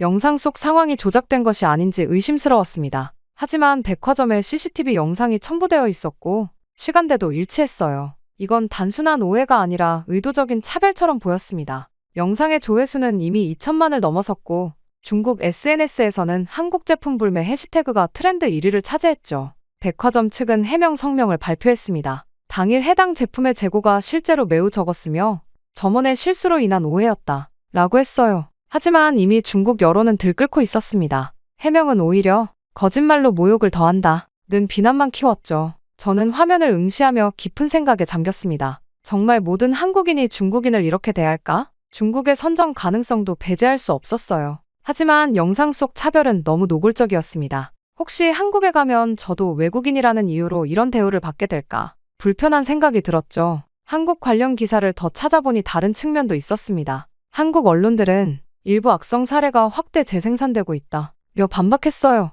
또한 중국 정부가 의도적으로 반한 감정을 부추기고 있다 는 분석도 있었습니다. 진실은 양측의 주장 어딘가에 있을 텐데 어디쯤일까요? 사무실로 돌아오는 길에 여러 생각이 교차했습니다. 한국은 정말 그렇게 배타적인 나라일까? 아니면 이것은 국제관계의 복잡한 역학관계가 만들어낸 오해일까? 확실한 건 직접 확인하지 않고는 알 수 없다는 점이었어요. 편집장 사무실에 들어서자 그는 의아한 표정으로 저를 바라봤습니다. 한국? 지금? 왜? 그의 반응은 예상했던 바였죠. 저는 최근 한국과 중국 사이의 갈등 상황과 취재의 필요성을 설명했습니다. 다행히 편집장은 몇 분간의 고민 끝에 취재를 승인해 주었어요. 마이크는 여전히 한국 방문에 내키지 않는 표정이었습니다. 정말 갈 필요가 있을까? 이미 충분한 영상 증거가 있잖아. 그의 말도 일리가 있었죠. 하지만 저는 직접 눈으로 보고 경험하고 질문하지 않고는 진실에 다가갈 수 없다고 확신했습니다. 마이크, 함께 가자. 이건 단순한 관광객 불만이 아니야.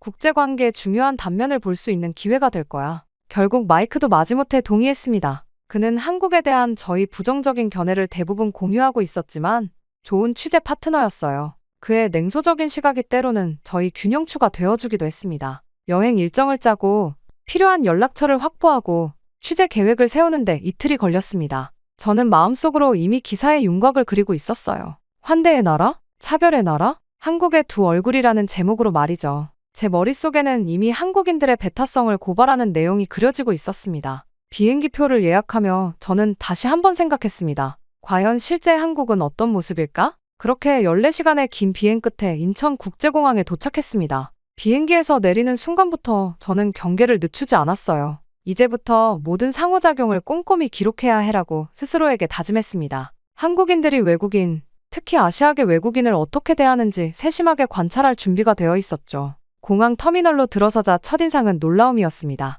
예상과 달리 공간은 넓고 깨끗했어요. 현대적인 디자인과 효율적인 동선이 눈에 띄었습니다. 솔직히 한국의 공항이 이렇게 잘 갖춰져 있을 거라고는 생각하지 못했죠. 마이크도 비슷한 생각이었는지 눈썹을 치켜 올렸습니다. 입국 심사줄에 서자 제 앞에는 중국인 가족이 있었어요. 이제 차별 상황을 목격할 수 있겠구나라고 생각했습니다. 그런데 예상과 달리 입국 심사관은 그들에게 공손하게 대했죠. 기본적인 질문 후 신속하게 입국을 허가했습니다. 특별한 차별이나 불친절함은 보이지 않았어요. 제 차례가 되자 심사관은 영어로 인사했습니다. 미국에서 오셨군요. 방문 목적이 무엇인가요? 저는 관광이라고 대답했어요. 취재 목적을 밝히면 경계할 수 있다고 생각했기 때문이죠. 심사관은 별다른 의심 없이 여권에 도장을 찍었습니다. 그의 태도는 무미건조했지만 불친절하지는 않았어요. 더 효율적인 입국을 위해 자동 출입국 심사대도 마련되어 있었습니다. 몇몇 외국인 관광객들이 이용하고 있었는데 직원들이 친절하게 안내하는 모습이 보였어요.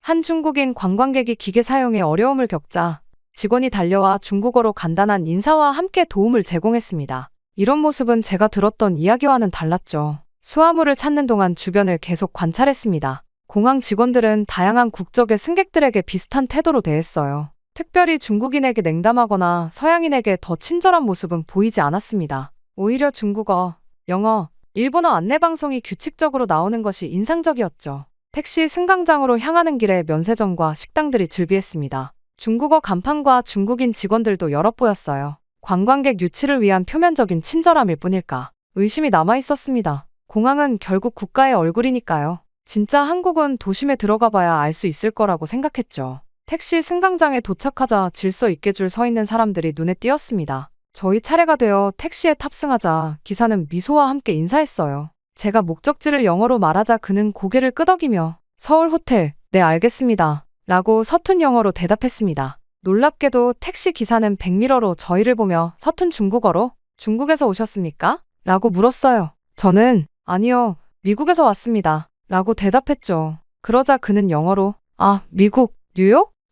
라며 반가워했습니다. 이런 친근한 반응은 예상치 못했어요. 도심으로 향하는 고속도로에서 창밖을 바라보며 생각에 잠겼습니다. 지금까지의 경험은 제가 들었던 이야기와는 달랐어요. 적어도 공항에서는 어떤 차별도 목격하지 못했습니다. 하지만 이것만으로 판단하기는 이르다고 생각했죠. 아직 진짜 한국을 보지 못했어. 관광객이 많이 가는 장소는 표면적으로 친절할 수 있으니까. 마이크는 여전히 회의적이었습니다. 그는 작은 목소리로 공항이나 호텔 같은 관광객 상대 업소는 당연히 친절하지. 진짜는 현지인들이 많은 곳에 가봐야 알 수 있을 거야. 라고 말했어요. 저도 동의했습니다. 하지만 내심 의아했죠. 영상에서 봤던 모습과는 너무 달랐으니까요. 그렇게 호텔에 짐을 풀고 바로 취재를 시작했습니다. 첫 목적지는 명동이었어요. 중국인 관광객들이 가장 많이 찾는 쇼핑 명소라고 했죠. 여기라면 차별 현장을 목격할 수 있을 것이라는 생각이 들었습니다. 명동 거리에 발을 들이자 사람들의 물결에 놀랐습니다. 온갖 언어가 뒤섞인 국제적인 분위기였어요.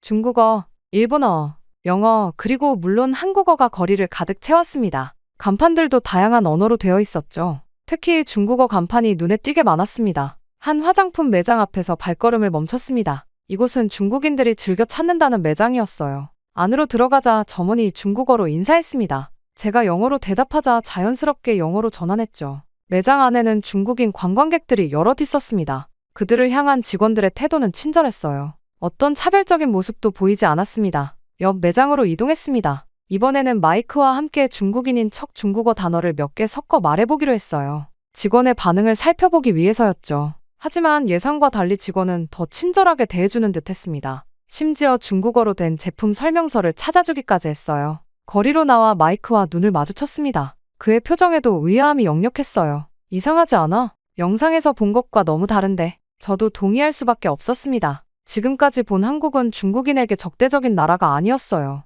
다음으로 한식당에 들어갔습니다. 일부러 중국인이 많이 찾는 곳을 선택했어요. 메뉴판은 한국어, 영어, 중국어, 일본어 4가지 언어로 되어 있었습니다. 직원들은 바쁘게 움직이고 있었지만 손님 국적에 따라 대우가 달라지는 모습은 보이지 않았어요. 중국인 단체 관광객들도 불편 없이 식사를 즐기고 있었습니다. 오후에는 경복궁으로 향했습니다. 한국의 대표적인 고궁이라고 했어요. 입구에서 표를 구매할 때 직원은 외국인이라는 이유로 할인된 가격에 표를 판매해 주었습니다. 중국인 관광객들도 같은 혜택을 받고 있었어요.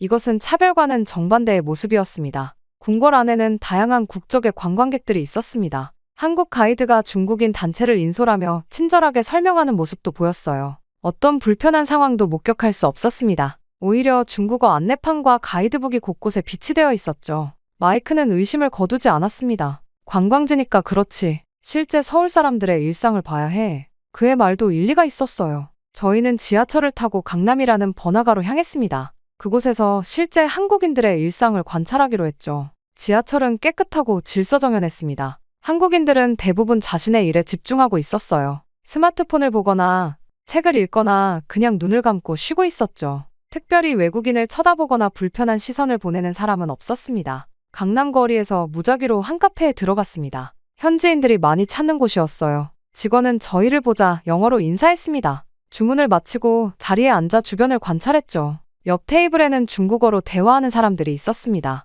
그들도 특별한 차별 없이 서비스를 받고 있었어요. 하루 종일 서울을 돌아다녔지만 영상에서 봤던 것과 같은 노골적인 차별은 전혀 목격하지 못했습니다. 오히려 다양한 언어로 소통하려는 노력과 외국인을 배려하는 모습이 인상적이었어요. 제 선입견과 많이 달랐습니다. 그렇게 서울 취재 둘째 날, 저는 이른 아침부터 카페에서 커피를 마시며 취재 계획을 세웠습니다. 오늘은 한국에서 중국인들이 차별받았다는 식당들을 직접 방문해 볼 생각이었어요. 그 유명한 블로거가 쫓겨났다는 식당의 위치도 파악해 놓았습니다. 머릿속에는 여전히 의문이 가득했어요. 어제 본 한국은 영상 속 모습과 너무 달랐습니다. 정말 그 영상들은 조작된 것일까? 아니면 내가 운 좋게 차별을 목격하지 못한 것일까? 답을 찾고 싶었죠. 카페에서 1시간가량 머물렀습니다. 노트북으로 자료를 정리하고 방문할 장소들의 리스트를 만들었어요. 그리고 계산을 마치고 다음 목적지로 향했습니다. 택시를 타고 약 15분을 달렸을 때였죠. 갑자기 지갑이 없다는 사실을 깨달았습니다.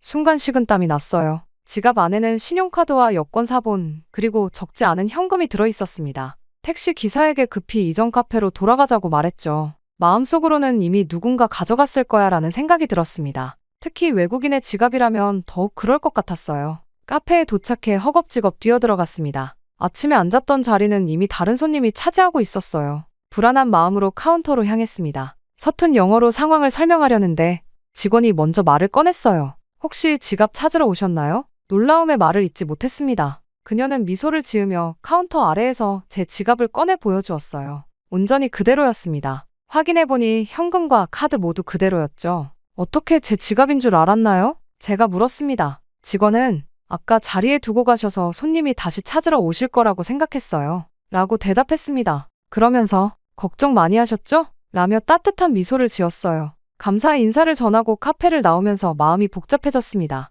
솔직히 제 지갑이 무사히 돌아올 거라고는 기대하지 않았어요. 한국에 대한, 아니 어쩌면 타인에 대한 불신이 제 안에 깊이 자리하고 있었던 걸까요? 마이크에게 전화를 걸어 상황을 설명했습니다. 그는 여전히 회의적이었어요. 운이 좋았네. 카페 직원이 우연히 정직한 사람이었나 보지. 하지만 저는 점점 다른 생각이 들기 시작했습니다. 어제부터 경험한 한국은 제가 예상했던 것과 너무 달랐어요. 잠시 현지인들과 이야기를 나눠보기로 했습니다. 같은 카페에서 영어를 할 줄 아는 한국인 대학생을 만났어요. 그에게 솔직하게 물었습니다. 한국인들은 중국인을 싫어하나요? 그는 잠시 생각하더니 대답했어요. 모든 한국인이 그렇지는 않습니다. 사실 대부분은 개인적으로 만난 사람을 국적으로 판단하지 않아요. 다만 정치적 이슈나 역사적 갈등으로 인해 때로는 감정이 개입되기도 하죠. 그의 설명은 이어졌습니다. SNS에서 확산된 일부 사례들이 마치 모든 한국이 그런 것처럼 보이게 만들었을 수 있어요. 하지만 실제로는 그렇지 않습니다. 우리도 다양한 생각을 가진 개인들이거든요. 그의 말은 진심으로 들렸습니다. 지금까지 만난 한국인들 중 누구도 저에게 불친절하게 대하지 않았어요. 지갑을 돌려받은 경험은 더욱 강한 인상을 남겼습니다. 잠시 후 마이크와 합류해 오늘의 취재 계획을 실행했습니다. 그 유명한 블로거가 쫓겨났다는 식당을 찾아갔어요. 들어가자마자 직원들이 친절하게 맞이해 주었습니다. 중국어로 몇 마디 섞어 말해보았지만 어떤 불편한 기색도 없었죠. 매니저에게 직접 물어보았습니다. 최근 중국인 관광객과 문제가 있었냐고요. 그는 미간을 찌푸리며 그런 적이 없다고 단호하게 부정했어요. 오히려 중국 손님들이 많이 찾아주는 덕분에 장사가 잘 된다고 했습니다. 호텔로 돌아오는 길에 마음이 더욱 혼란스러워졌습니다. 제가 믿었던 이야기와 실제 경험이 너무 달랐어요. 그동안 제가 한국에 대해 갖고 있던 선입견이 얼마나 깊었는지 깨닫기 시작했습니다. 그렇게 취재 셋째 날, 저희는 서울 외곽의 지역을 방문하기로 했습니다. 관광객이 적은 곳에서는 현지인들의 진짜 모습을 볼 수 있을 거라고 생각했어요. 호텔에서 택시를 타고 약 40분을 달려 서울 북쪽의 한 주택가에 도착했습니다. 이곳은 외국인 관광객이 거의 없는 지역이었어요. 골목길을 걸으며 주변을 관찰했습니다. 작은 시장, 동네 식당, 지역 주민들로 가득한 공원까지 관광지와는 다른 진짜 한국인의 일상을 볼 수 있었죠. 한 작은 식당에 들어가 점심을 먹었습니다. 메뉴판은 한국어로만 되어 있었어요. 직원들도 영어를 거의 못했습니다. 그럼에도 그들은 최선을 다해 저희를 도우려 했어요. 손짓과 사진, 단편적인 영어 단어들을 섞어가며 소통했습니다. 불편한 기색은 전혀 없었어요. 식사 후 동네를 더 둘러보기로 했습니다. 이때 마이크가 화장실에 가는 동안 저는 공원 벤치에 앉아 노트북을 열었어요. 지금까지의 경험을 기록하려고 했죠. 하지만 갑자기 휴대폰이 보이지 않았습니다. 주머니, 가방, 노트북 케이스까지 모두 뒤졌지만 찾을 수 없었어요. 순간 아침에 탔던 택시가 떠올랐습니다. 휴대폰을 택시 좌석에 두고 내렸을 가능성이 컸어요. 가슴이 철렁 내려앉았습니다. 그 안에는 취재 내용과 연락처, 사진 등 중요한 정보가 가득했죠. 게다가 낯선 나라에서 휴대폰 없이 생활한다는 것은 상상하기 어려웠습니다. 마이크가 돌아오자 상황을 설명했습니다. 그는 표정이 어두워졌어요. 이번엔 운이 없었네. 택시에 두고 내린 거라면 찾기 어려울 거야. 저도 그렇게 생각했습니다. 지갑을 찾은 것만 해도 행운이었죠. 같은 행운이 2번 연속될 리는 없다고 생각했어요. 근처에서 경찰서를 찾아 신고하기로 했습니다. 다행히 근처에 파출소가 있었어요. 들어가자 경찰관 한 명이 자리에서 일어나 저희를 맞이했습니다. 영어를 약간 할 줄 아는 경찰관이었죠. 저는 최대한 천천히 쉬운 단어로 상황을 설명했습니다. 경찰관은 메모를 하면서 택시 번호나 회사 이름을 기억하는지 물었어요. 안타깝게도 전 그런 정보를 기억하지 못했습니다. 그는 고개를 끄덕이더니 택시 회사들에 연락해보겠다고 했습니다. 솔직히 큰 기대는 하지 않았어요. 그때 파출소 전화가 울렸습니다. 경찰관이 받아 대화를 나누더니 저를 향해 웃으며 말했어요. 당신 휴대폰 찾은 것 같습니다. 택시 기사가 지금 이쪽으로 오고 있어요. 믿을 수 없었습니다. 정말 그런 일이 가능한가요? 약 20분 후 한 택시 기사가 파출소로 들어왔습니다. 그의 손에는 제 휴대폰이 들려 있었어요. 기사는 저를 보자 환하게 웃으며 휴대폰을 건넸습니다. 저는 어떻게 감사해야 할지 몰랐습니다. 영어, 한국어, 심지어 중국어까지 섞어가며 감사 인사를 전했어요. 택시 기사는 손을 저으며 괜찮습니다. 당연한 일이죠. 라고 말했습니다. 경찰관은 한국에서는 이런 일이 자주 있어요. 분실물은 대부분 주인에게 돌아갑니다. 라고 설명했어요. 그의 말에 또 한 번 놀랐습니다. 미국에서도 다른 어느 나라에서도 이런 경험을 하기는 쉽지 않을 텐데 말이죠. 파출소를 나오며 마이크와 눈을 마주쳤습니다. 그의 표정에도 놀라움이 역력했어요. 믿기지 않는다. 정말 다른 세상 같아. 그의 말처럼 이곳은 제가 상상했던 한국과는 완전히 달랐습니다.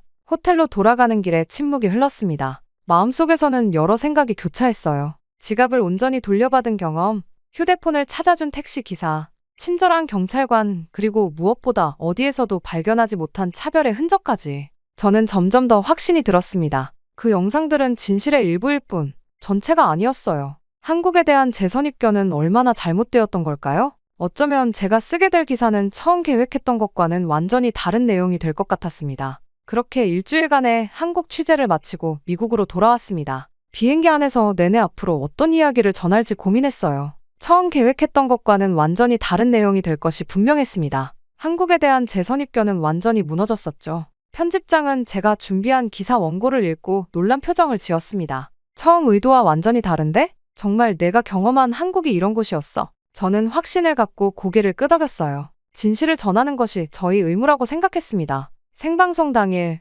스튜디오는 긴장감으로 가득했습니다. 이 방송은 미국뿐 아니라 중국에서도 시청할 수 있었어요. 한국과 중국 사이의 갈등이 고조되는 시점에서 제 보도가 어떤 영향을 미칠지 부담감이 컸습니다. 카메라 앞에 앉아 깊은 숨을 들이마셨습니다. 5, 4, 3, 2, 1 카운트다운이 끝나고 방송이 시작되었어요. 저는 시청자들을 향해 가장 진정성 있는 목소리로 말했습니다. 안녕하세요. 제이크입니다. 오늘은 특별한 이야기를 전해드리려 합니다. 최근 소셜미디어에서 한국이 중국인 관광객을 차별한다는 영상과 기사들이 확산되고 있습니다. 저는 직접 진실을 확인하기 위해 한국을 방문했습니다. 그리고 놀라운 경험을 했죠. 화면에는 제가 한국에서 촬영한 영상들이 나왔습니다. 중국인 관광객들이 불편 없이 쇼핑하는 모습, 식당에서 친절한 서비스를 받는 장면, 그리고 지갑과 휴대폰을 찾아준 한국인들의 인터뷰까지. 소문과 진실은 다를 수 있습니다. 모든 나라에는 불친절한 사람과 친절한 사람이 있기 마련이죠. 제가 일주일간 한국에서 만난 사람들은 대부분 친절했습니다. 국적에 상관없이 방문객들을 환대하는 문화가 느껴졌어요. 생방송 중에 시청자 댓글이 실시간으로 올라왔습니다. 중국 시청자들의 반응은 다양했어요. 의심하는 사람도 있었지만 많은 이들이 저희 경험담에 관심을 보였습니다. 정말 그런가요? 저도 비슷한 경험이 있었어요. 언론이 과장했던 걸까요? 방송은 계속되었습니다. 물론 모든 경험이 긍정적이라고 말할 수는 없습니다. 문화적 차이나 언어 장벽으로 인한 오해가 있을 수 있어요. 하지만 이것이 의도적인 차별로 해석되는 것은 위험합니다. 마이크도 자신의 변화된 시각을 솔직하게 전했습니다. 처음에는 저도 한국에 대한 부정적인 생각을 갖고 있었어요. 하지만 직접 경험하면서 그것이 선입견이었다는 것을 깨달았습니다. 개인적인 경험이 전체를 대표할 수는 없지만 적어도 우리가 본 한국은 영상에서 보여진 것과 달랐습니다. 방송 마지막 부분에서 저는 진지한 표정으로 말했습니다. 우리는 종종 소셜미디어나 단편적인 뉴스를 통해 다른 나라에 대한 인식을 형성합니다. 하지만 진정한 이해는 직접 경험하고 대화하고 열린 마음으로 접근할 때 가능합니다. 한국에서 받은 따뜻함을 직접 경험해야 알 수 있습니다. 그리고 이런 경험이 두 나라 사이의 이해를 넓히는 작은 계기가 되기를 바랍니다. 방송이 끝난 후 편집장은 제 어깨를 두드렸습니다. 용기 있는 보도였어. 진실을 전하는 것이 항상 쉬운 일은 아니지. 그의 말에 고개를 끄덕였어요. 저는 항상 진실만을 전하고자 했습니다. 놀랍게도 제 방송은 중국 내에서 큰 반향을 일으켰습니다. 많은 사람들이 그동안의 선입견을 제거하게 되었다는 메시지가 쏟아졌어요. 한국 여행을 계획하는 중국인들이 다시 늘어났고 양국 관계에도 작은 변화의 바람이 불기 시작했습니다. 물론 여전히 의심하는 사람들도 있었습니다. 모든 사람의 생각을 바꿀 수는 없겠죠. 하지만 적어도 일부에게는 새로운 시각을 제공했다는 점에서 만족했어요. 저 자신도 이번 취재를 통해 큰 교훈을 얻었습니다. 선입견 없이 세상을 바라보는 것, 그것이 진정한 저널리스트의 자세라는 것을 다시 한번 깨달았죠. 한국 여행 이후 저는 다른 나라와 문화에 대해서도 더 열린 마음을 갖게 되었습니다. 이 작은 여행이 제 인생의 큰 전환점이 되었어요. 그리고 두 나라 사이의 이해를 넓히는 작은 다리가 되었다는 사실이 자랑스럽습니다. 충격적인 일이 벌어졌습니다. 최근 수많은 미군들이 한국으로 향하고 있다고 합니다. 특히 고위 장교들마저 자원에서 한국 근무를 신청하는 사례가 급증하고 있다고 하는데요. 심지어 미 국방부 안에서는 이제 한국이 미군들에게 단순한 임무지가 아니라 그 이상의 의미가 됐다는 분석까지 나오고 있을 정도라고 합니다. 대체 왜 미군들은 한국으로 몰려가고 있는 걸까요? 안녕하세요. 저는 에릭 존슨이라고 합니다. 미 육군 대위로 근무하고 있죠. 세계 1위 강국에서 높은 직위를 가지고 있는 만큼 저는 항상 자부심을 가지고 살아왔어요. 반면 아시아 국가들은 제게 그저 국방 후진국일 뿐이었습니다. 그 중에서도 특히 한국이란 나라는 최악이었죠. 북한보다도 약한 나라라고 생각했습니다. 게다가 최근 뉴스에서 본 한국은 정치적으로 불안정하고 군사력도 미미한 수준이라 여겼어요. 우리 미군이 지키지 않았다면 진작 북한에게 점령당했을 거라 생각했습니다. 게다가 최근엔 대통령도 없는 나라라니 제 생각이 맞았던 거죠. 그저 미국의 보호가 필요한 약한 나라. 그게 제가 생각하는 한국이었어요. 다른 부분도 마찬가지였습니다. 삼성, 현대. 그런 기업들을 가진 나라라지만 결국 미국의 기술력이 없었다면 아무것도 아니었겠죠. 그런 제게 한국 발령 소식이 전해졌습니다. 처음 들었을 때는 귀를 의심했어요. 미군이 지키고 보호해야 할 약한 나라. 그곳에서 무얼 배울 수 있을까? 그저 시간 낭비라고 생각했습니다. 발령 소식을 들은 날, 아버지는 제 어깨를 두드리며 말씀하셨어요. 한국은 우리의 중요한 동맹국이야. 자부심을 가지고 다녀오거라. 하지만 저는 코웃음만 쳤습니다. 동맹이라고요? 우리가 일방적으로 지켜주는 관계일 뿐이라 생각했죠. 짐을 싸는 날이었어요. 그때 할아버지께서 갑자기 저를 부르셨습니다. 평소엔 말씀이 없으시던 분이었는데 이상하게도 그날은 달랐어요. 에릭, 잠깐 앉아보거라. 할아버지의 목소리에는 제가 한 번도 들어본 적 없는 감정이 묻어 있었습니다. 마치 오래된 보물 상자를 열어보는 것 같은 설렘이랄까요. 내가 생각하는 한국은 지금과 다를 거야. 가보면 알게 될 거다. 할아버지의 말씀은 짧았지만 왠지 모를 무게감이 느껴졌어요. 할아버지께서는 한군 전쟁에 참여하신 경험이 있었거든요. 물론 그때는 그저 연세가 드셔서 하시는 말씀으로만 여겼습니다. 짐을 싸면서도 계속 생각했어요. 왜 하필 한국일까? 아프가니스탄이나 이라크 같은 실전 지역이었다면 얼마나 좋았을까? 제 군 경력에 한국 근무는 그저 시간 채우기용 기록이 될 뿐이라고 생각했습니다. 그러다 출발 전날 밤 할아버지의 옛 군복을 우연히 발견했어요. 태극기 휘장이 달린 그 군복을 보며 할아버지께서 하신 말씀이 다시 떠올랐습니다. 하지만 그때까지도 저는 그 말씀의 진정한 의미를 이해하지 못했죠. 이른 아침 가족들과 작별 인사를 나눴어요. 아버지는 여전히 자부심에 대해 말씀하셨고 어머니는 걱정스러운 눈빛으로 바라보셨습니다. 공항으로 향하는 차 안에서 저는 생각했어요.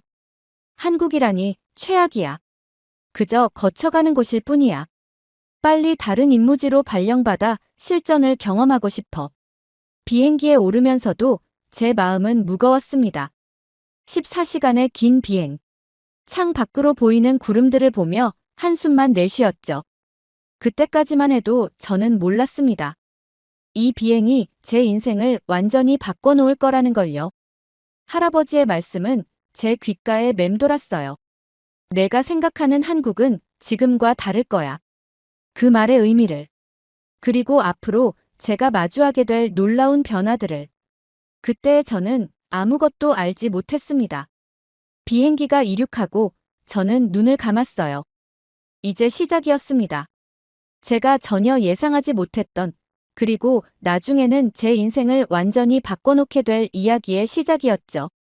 그렇게 14시간의 비행이 끝나고 인천공항에 도착했습니다. 예상과는 달리 눈앞에 펼쳐진 광경에 순간 말을 잃었어요. 거대한 유리창과 최첨단 시설들이 가득했죠. 하지만 전 일부러 무덤덤한 표정을 지었습니다. 이 정도 시설이야 미국 어디에나 있으니까요. 공항을 빠져나와 기지로 향하는 차 안에서도 제 생각은 변함없었어요. 깔끔한 도로와 빽빽한 고층 빌딩들이 스쳐 지나갔지만 전 일부러 창 밖을 외면했습니다. 기지에 도착하자마자 한민수 중령이란 사람과 만나게 됐어요. 40대 후반의 나이에 뭔가 경직된 분위기를 풍기는 한국군 지휘관이었습니다. 존슨 대위, 한국에 오신 것을 환영합니다. 앞으로 우리는 많은 시간을 함께 보내게 될 텐데요. 한민수 중령의 억양이 어색한 영어로 말을 이었어요. 우리는 동맹이자 형제입니다. 앞으로 한미연합훈련도 강화될 예정이고 양국 군사 협력도 더욱 긴밀해질 것입니다. 존슨 대위께서 이 중요한 시기에 오신 것은 매우 의미 있는 일이죠. 순간 웃음이 나왔습니다. 형제라고요? 내가 이런 사람과? 전 차갑게 대답했어요. 네, 군 임무를 수행하러 왔습니다. 한민수 중령은 제 차가운 반응에도 아랑곳하지 않고 기지 안내를 시작했습니다. 훈련 일정표를 보여주며 설명하는데 솔직히 절반도 이해가 되지 않았어요. 너무 빡빡한 일정에 이해할 수 없는 규칙들이 가득했죠. 500시의 기상에서 510시까지 집합입니다. 1분이라도 늦으면 안 되죠. 한민수 중령의 말에 전 고개를 절레절레 저었어요. 미군 기지에서는 상상도 할 수 없는 일정이었습니다. 더 황당한 건 그 다음이었어요. 식사 시간은 정확히 15분입니다. 선임이 먼저 식사를 마치고 자리를 비워야 후임이 앉을 수 있죠. 이건 또 무슨 규칙인가 싶었습니다. 훈련장으로 이동하면서 한국 군인들을 마주쳤어요. 그들은 한민수 중령을 보자마자 허리를 90도로 굽혀 인사했습니다. 너무 과하다고 생각했죠. 미군은 간단한 경례면 충분한데 말이에요. 존슨 대위도 한국에 있는 동안은 우리 문화를 존중해 주셨으면 합니다. 한민수 중령의 말에 전속으로 한숨을 쉬었어요. 이런 구시대적인 문화를 왜 따라야 하는지 이해할 수 없었습니다. 하루 종일 기지를 둘러보고 규칙을 들으면서 제 반발심은 점점 커져갔어요. 이건 제가 알던 군대의 모습이 아니었습니다. 너무 경직되고 너무 형식적이고 그저 비효율적으로만 보였죠. 숙소로 돌아와 침대에 누웠을 때 문득 이런 생각이 들었습니다. 이곳에서 과연 1년을 버틸 수 있을까? 천장을 바라보며 한숨만 나왔어요. 이제 겨우 첫날이 끝났을 뿐인데 벌써부터 시간이 너무 더디게 흐르는 것만 같았습니다. 그렇게 답답한 기지 생활이 일주일째 이어졌습니다. 주말이 되자 저는 무작정 기지를 빠져나왔어요. 숨통이 막힐 것 같았거든요. 지하철역으로 향했습니다. 지하철을 타는 순간 놀라움의 연속이었어요. 휴대폰으로 결제하는 사람들, 지하철 안의 와이파이, 초고화질 스크린의 안내판. 제가 알던 후진국의 모습이 아니었죠. 서울역에 도착했을 때는 더 큰 충격이 기다리고 있었습니다. 마치 영화 속 미래 도시 같았어요. 반짝이는 고층 빌딩들, 질서정연한 거리, 그리고 어디를 가도 넘쳐나는 첨단 기술들. 제가 알던 한국이 아니었죠. 머릿속이 혼란스러웠습니다. 사람들의 모습도 제가 상상하던 것과 달랐어요. 세련된 패션, 최신 스마트폰, 그리고 무엇보다 거리를 걷는 모습에서 자부심이 느껴졌습니다. 이런 모습을 보며 제 안의 편견이 흔들리기 시작했어요. 이해할 수 없는 혼란스러움이 밀려왔죠. 시장통을 지나다 길을 잃었습니다. 영어로 된 안내판도 없고 휴대폰 지도도 익숙하지 않았죠. 그때 한 노부부가 다가왔어요. 제 곤란한 표정을 보고 알아채신 듯 했습니다. 어디 가려고 하는 거유? 할아버지의 어설픈 영어에 처음엔 짜증이 났어요. 하지만 할머니가 건네는 따뜻한 미소에 마음이 조금 누그러졌죠. 노부부는 제게 손짓을 했습니다. 따라가 보니 작은 식당이었어요. 우리 집이요. 밥 먹고 가요. 경계심이 들었지만 왠지 거절할 수 없었습니다. 된장찌개가 나왔어요. 처음 보는 음식이었죠. 반찬도 수없이 많았습니다. 수저 사용법도 서툴렀지만 할머니가 젓가락 잡는 법을 하나하나 가르쳐 주셨어요. 처음 맛보는 된장찌개의 맛은 충격적이었습니다. 이상한 냄새가 날 거라 생각했는데 입안 가득 퍼지는 깊은 맛이 감동적이었어요. 할아버지는 천천히 말씀하셨습니다. 우리 아들도 미국에 있소. 당신을 보니 우리 아들 생각이 나는구려. 그 말에 왠지 마음이 따뜻해졌어요. 하지만 이런 따뜻한 감정도 잠시였습니다. 월요일 기지로 복귀하자마자 한민수 중령과 훈련이 시작됐어요. 이번 작전은 한국군 방식대로 진행하겠습니다. 소규모 부대를 여러 개로 나눠 동시다발적으로 움직이는 겁니다. 한민수 중령의 말에 즉시 반발했어요. 그건 너무 위험합니다. 우리 미군은 대규모 부대가 한 번에 강력하게 치고 나가는 방식을 선호합니다. 그게 더 효율적이에요. 팽팽한 긴장감이 감돌았어요. 서로의 작전 방식을 고집하며 한 발짝도 물러서지 않았죠. 존슨 대위, 우린 형제 아닙니까? 한민수 중령의 말에 참았던 말이 터져 나왔습니다. 우리는 형제가 아닙니다. 그냥 협력할 뿐이에요. 차갑게 내뱉은 제 말에 한민수 중령의 표정이 굳어졌어요. 훈련은 최악이었습니다. 서로 다른 작전 방식으로 인해 계속해서 충돌이 일어났죠. 결국 한민수 중령과 등을 돌린 채 훈련을 마쳤어요. 숙소로 돌아오는 길, 주말에 만난 노부부의 따뜻했던 모습과 한민수 중령과의 차가운 대립이 계속 머릿속을 맴돌았습니다. 뭔가 이상한 감정이 가슴 한켠에서 자리 잡기 시작했어요. 이곳은 제가 알던 한국이 아니었고 한국인들도 제가 생각하던 모습이 아니었습니다. 하지만 아직은 그 감정을 인정하고 싶지 않았어요. 복잡한 감정을 뒤로한 채 본격적인 한미연합훈련이 시작됐습니다. 첫날부터 제 생각은 완전히 뒤집혔어요.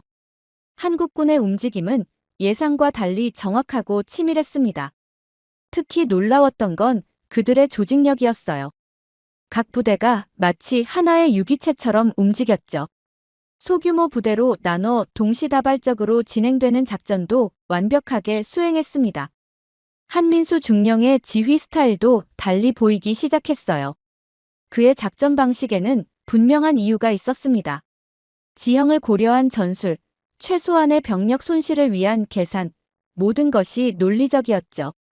존슨 대위, 우리의 방식이 다르다고 틀린 건 아닙니다. 서로를 이해하고 배우면 더 강해질 수 있죠. 한민수 중령의 말이 이제야 이해되기 시작했어요. 그러던 어느 날이었습니다. 산악 지형에서의 야간 훈련 중이었어요. 제가 실수로 잘못된 길로 접어들었죠. 순간 발밑이 무너지는 느낌이 들었습니다. 조심하세요. 한민수 중령의 외침과 함께 누군가 제 팔을 강하게 잡아당겼어요. 바위가 무너지는 소리가 들렸습니다. 한 발자국만 더 갔어도 큰일 날 뻔했죠. 괜찮습니까? 한민수 중령이 제 어깨를 잡고 물었어요. 그의 눈에서 진심 어린 걱정이 느껴졌습니다. 순간 부끄러워졌어요. 전 그를 얼마나 오해하고 있었던 걸까요? 훈련이 끝난 후 한민수 중령이 제게 맥주를 건넸습니다. 처음으로 편한 마음으로 그와 마주 앉았어요. 알고 있습니까? 한국 전쟁 때 미군이 우리를 위해 어떤 희생을 했는지. 한민수 중령이 조용히 말을 꺼냈습니다. 그들은 자신의 나라도 자신의 가족도 아닌 낯선 나라를 위해 목숨을 바쳤죠. 한민수 중령은 계속해서 말을 이었어요. 그들이 우리를 위해 싸웠듯이 우리는 당신들을 존경하고 있습니다. 형제라는 말은 그저 빈말이 아닙니다. 그 순간 할아버지의 말씀이 떠올랐어요. 내가 생각하는 한국은 지금과 다를 거야. 이제야 그 말씀의 의미를 조금씩 이해하기 시작했습니다. 맥주를 마시며 우리는 더 많은 이야기를 나눴어요. 한민수 중령의 아버지도 한국 전쟁 참전 용사였다는 걸 알게 됐죠. 우리는 같은 전쟁의 다른 편에서 싸웠던 사람들의 후손이었습니다. 그날 밤 숙소로 돌아오는 길에 생각했어요. 이제 한민수 중령은 제게 그저 협력해야 할 동맹군이 아니었습니다. 그는 제 전우였어요. 같은 꿈을 꾸고 같은 가치를 위해 싸우는 진정한 전우 말입니다. 깊은 생각에 잠겨 밤하늘을 올려다봤어요. 할아버지께서 보셨던 한국, 그리고 제가 지금 보고 있는 한국. 그 사이에 흐른 시간과 변화, 그리고 변하지 않은 우리의 유대감까지. 이 모든 것들이 제 마음속에서 새로운 의미로 자리 잡기 시작했습니다. 시간이 지날수록 한국에서의 생활이 달라졌습니다. 처음엔 낯설기만 하던 모든 것들이 이젠 자연스러워졌죠. 아침마다 한민수 중령과 함께하는 체조도, 철저한 시간 엄수도 익숙해졌습니다. 어느 날은 기지 구내식당에서 특이한 경험을 했어요. 식판에 담긴 김치찌개를 보며 망설이고 있는데 옆자리에 한국 병사가 말을 걸었습니다. 김치찌개가 처음이시죠? 이렇게 드셔보세요. 처음엔 거절하려 했지만 한국 병사의 진심 어린 미소에 마음이 움직였습니다. 그렇게 시작된 식사가 제 생활을 바꿔놓았죠. 이제는 매일 아침 한국식 식사를 찾게 됐어요. 주말에는 한국 동료들에게 배운 대로 김치찌개를 직접 만들어 보기 시작했습니다. 첫 시도는 완벽한 실패였죠. 고춧가루를 너무 많이 넣어 먹을 수도 없었어요. 하지만 포기하지 않았습니다. 여러 번의 시도 끝에 이제는 제법 한국인의 입맛에 맞는 김치찌개를 만들 수 있게 됐죠. 한민수 중령의 초대로 처음 한국 가정을 방문했던 날도 기억에 남습니다. 오늘은 제 집에서 저녁 식사를 하시죠. 한민수 중령의 제안에 망설였지만 따라 나섰어요. 한민수 중령의 집은 따뜻했습니다. 아내분이 정성스레 차린 식탁, 호기심 어린 눈으로 절 바라보는 아이들. 처음 느껴보는 가정의 분위기였죠. 식사 중에 들려주신 한민수 중령 가족의 이야기는 제 마음을 울렸습니다. 우리 아버지는 한국 전쟁 때 미군과 함께 싸우셨어요. 당신의 할아버지처럼요. 한민수 중령의 말에 가슴이 뭉클해졌습니다. 우리는 같은 전쟁의 다른 편에서 싸웠던 사람들의 후손이었죠. 주말이면 한국군 동료들과 산행을 가기 시작했습니다. 처음엔 귀찮았지만 이제는 기다려지는 시간이 됐어요. 산 정상에서 나누는 도시락, 맥주 한 캔의 여유로움. 이런 순간들이 쌓여 한국이 조금씩 특별해졌습니다. 회식 자리도 달라졌어요. 처음엔 이해할 수 없었던 한국의 회식 문화가 이제는 즐거워졌죠. 한국 군가를 따라 부르고 소주 한 잔을 나누며 동료들과 진심 어린 대화를 나눴습니다. 한민수 중령은 제 변화를 눈여겨보고 있었나 봅니다. 존슨 대위, 이제 한국인보다 더 한국인 같군요. 농담처럼 던진 말이었지만 그 말이 사실이란 걸 저도 느꼈어요. 기지박 생활도 자연스러워졌습니다. 시장 골목에서 만난 노부부의 식당은 이제 제 단골이 됐어요. 할머니는 매번 반찬을 하나씩 더 얹어주셨고 할아버지는 어설픈 영어로 이야기를 나누려 하셨죠. 그러던 어느 날 예상치 못한 소식을 받았습니다. 미 본부에서 온 복귀 명령이었어요. 갑작스러운 소식에 마음이 복잡해졌습니다. 이제 막 한국에서의 삶이 편안해지기 시작했는데 말이죠. 책상 위에 놓인 복귀 명령서를 보며 생각했습니다. 이곳에서의 시간이 너무 짧게 느껴졌어요. 한국은 더 이상 제게 그저 임무지가 아니었습니다. 어느새 제 마음속에 깊이 자리 잡은 곳이 됐죠. 창밖으로 보이는 기지의 풍경이 새삼 특별하게 다가왔습니다. 아침마다 보던 태극기, 수의실에서 늘 밝게 인사하던 한국군 병사들, 이 모든 것들이 이제는 그리움으로 남게 될 거란 생각에 가슴이 먹먹해졌어요. 복귀까지 남은 시간이 이제 얼마 없었습니다. 하지만 이상하게도 초조하거나 급하지 않았어요. 오히려 남은 시간 동안 한국의 모든 것을 더 깊이 느끼고 싶다는 생각뿐이었죠. 마지막 짐을 정리하면서 문득 창밖을 바라봤습니다. 처음 이곳에 왔을 때는 모든 것이 낯설고 불편했는데 이제는 이 풍경마저 그리워질 것 같았어요. 한국은 어느새 제게 제2의 고향이 되어 있었습니다. 한민수 중령과의 마지막 인사는 아침 조회 시간이었어요. 평소처럼 굳은 표정으로 서 있던 한민수 중령이 제게 다가왔습니다. 존슨 대위, 이제 떠나시는군요. 당신은 이제 한국군보다 한국군 같소. 그 말을 듣는 순간 왠지 모를 자부심이 느껴졌죠. 한민수 중령은 주머니에서 무언가를 꺼냈어요. 태극기 휘장이었습니다. 이건 제가 아끼던 것입니다. 당신이 가지고 계시면 좋겠소. 그 순간 제 눈시울이 뜨거워졌어요. 한민수 중령도 평소와 달리 감정이 북받친 듯 했습니다. 중령님, 제게 많은 것을 가르쳐 주셔서 감사합니다. 제 말에 한민수 중령은 고개를 끄덕였어요. 마지막 악수를 나누는데 그의 손에서 따뜻한 정이 전해져 왔습니다. 오후에는 시장의 노부부 식당을 찾았습니다. 할머니는 제가 좋아하는 반찬들을 모두 준비해 놓으셨더군요. 마지막이라고 생각하지 마세요. 언제든 돌아오셔요. 여기가 당신 집이에요. 할머니의 말씀에 또다시 눈물이 났습니다. 할아버지는 어설픈 영어로 Come back to Korea라고 하셨어요.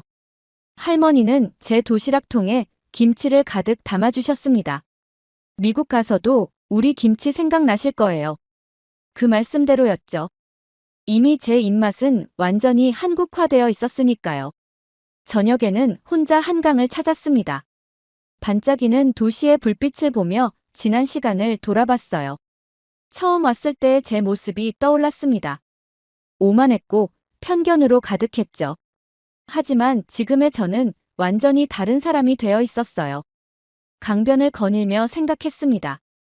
이곳에서의 모든 순간들이 제 인생을 바꿔놓았죠. 한민수 중령과의 훈련, 노부부의 따뜻한 정, 동료들과의 산행. 이 모든 것들이 제 마음속에 깊이 새겨져 있었어요. 공항으로 가는 길, 택시 기사님과도 마지막 한국어 대화를 나눴습니다. 한국은 정말 특별한 나라네요. 제 서툰 한국어에 기사님이 웃으셨어요. 다음에 또 오세요. 그때는 더 유창한 한국어로 이야기 나누시죠. 인천공항에 도착해서 마지막으로 SNS를 열었어요. 사진 한 장을 올리며 짧은 글을 남겼습니다. 이곳은 나의 새로운 홈이었다. 잠시 떠나지만 곧 돌아올 것이다. 비행기에 오르기 전 마지막으로 한국의 하늘을 바라봤어요. 이제는 알 것 같았습니다. 할아버지가 왜 그런 말씀을 하셨는지, 그리고 제가 왜 다시 돌아와야 하는지. 그렇게 포트 후드 기지로 복귀한 지 일주일이 지났습니다. 익숙한 미국의 일상이지만 마음 한켠이 허전했어요. 밤마다 한국에서 찍은 사진들을 보며 그곳에서의 추억을 되새기곤 했죠. 첫 주말, 텍사스의 한 한국 식당을 찾았습니다. 된장찌개를 시켰는데 맛이 이상하게 느껴졌어요. 노부부의 식당 맛이 자꾸 떠올랐습니다. 할아버지의 어설픈 영어, 할머니가 더 얹어주시던 반찬들이 그리워졌죠. 카카오톡은 이제 제 필수 앱이 됐어요. 한국군 동료들과 매일 이야기를 나눴습니다. 그들이 보내주는 훈련 사진, 회식 사진을 보며 마치 제가 그곳에 있는 것처럼 느꼈죠. 한국 뉴스도 빼놓지 않고 챙겨봤어요. 특히 한민수 중령과는 더 자주 연락했습니다. 어느 날 그가 보낸 메시지가 제 마음을 흔들어 놓았어요. 존슨 대위, 언제든 돌아오시오. 우리는 언제나 당신을 기다리고 있소. 그 말을 읽고 한동안 아무 말도 할 수 없었습니다. 미국의 일상은 달라졌어요. 매주 토요일이면 어김없이 한국 식당을 찾았고 한국 드라마도 보기 시작했습니다. 제 방은 어느새 한국 물건들로 가득 찼죠. 태극기 휘장, 한민수 중령이 준 기념품들, 할머니가 담아주신 마지막 김치통까지. 동료들은 제가 변한 것을 금방 알아챘어요. 에릭, 넌 완전히 한국인이 됐어. 농담처럼 던진 말이었지만 사실이었습니다. 식사할 때도 자연스레 숟가락을 찾게 되고 어떤 날은 무의식 중에 한국어가 튀어나오기도 했죠. 주말마다 찾는 한국 식당에서는 이제 제가 단골이 됐습니다. 주인 아주머니는 제 입맛을 다 알아요. 오늘은 된장찌개가 맛있게 나왔어요. 제가 특별히 더 넣어드릴게요. 그 말을 들을 때마다 노부부의 식당이 떠올랐습니다. 한국에서의 마지막 순간들이 자주 생각났어요. 한강의 야경, 산행에서 나눈 도시락, 한민수 중령과의 마지막 악수, 동료들과의 회식 자리에서 부르던 군가까지. 모든 게 선명하게 남아있었습니다. 기지에서의 훈련도 달라졌어요. 한국에서 배운 전술과 방식을 도입하기 시작했죠. 철저한 시간 관리, 부대원들과의 끈끈한 유대감 형성.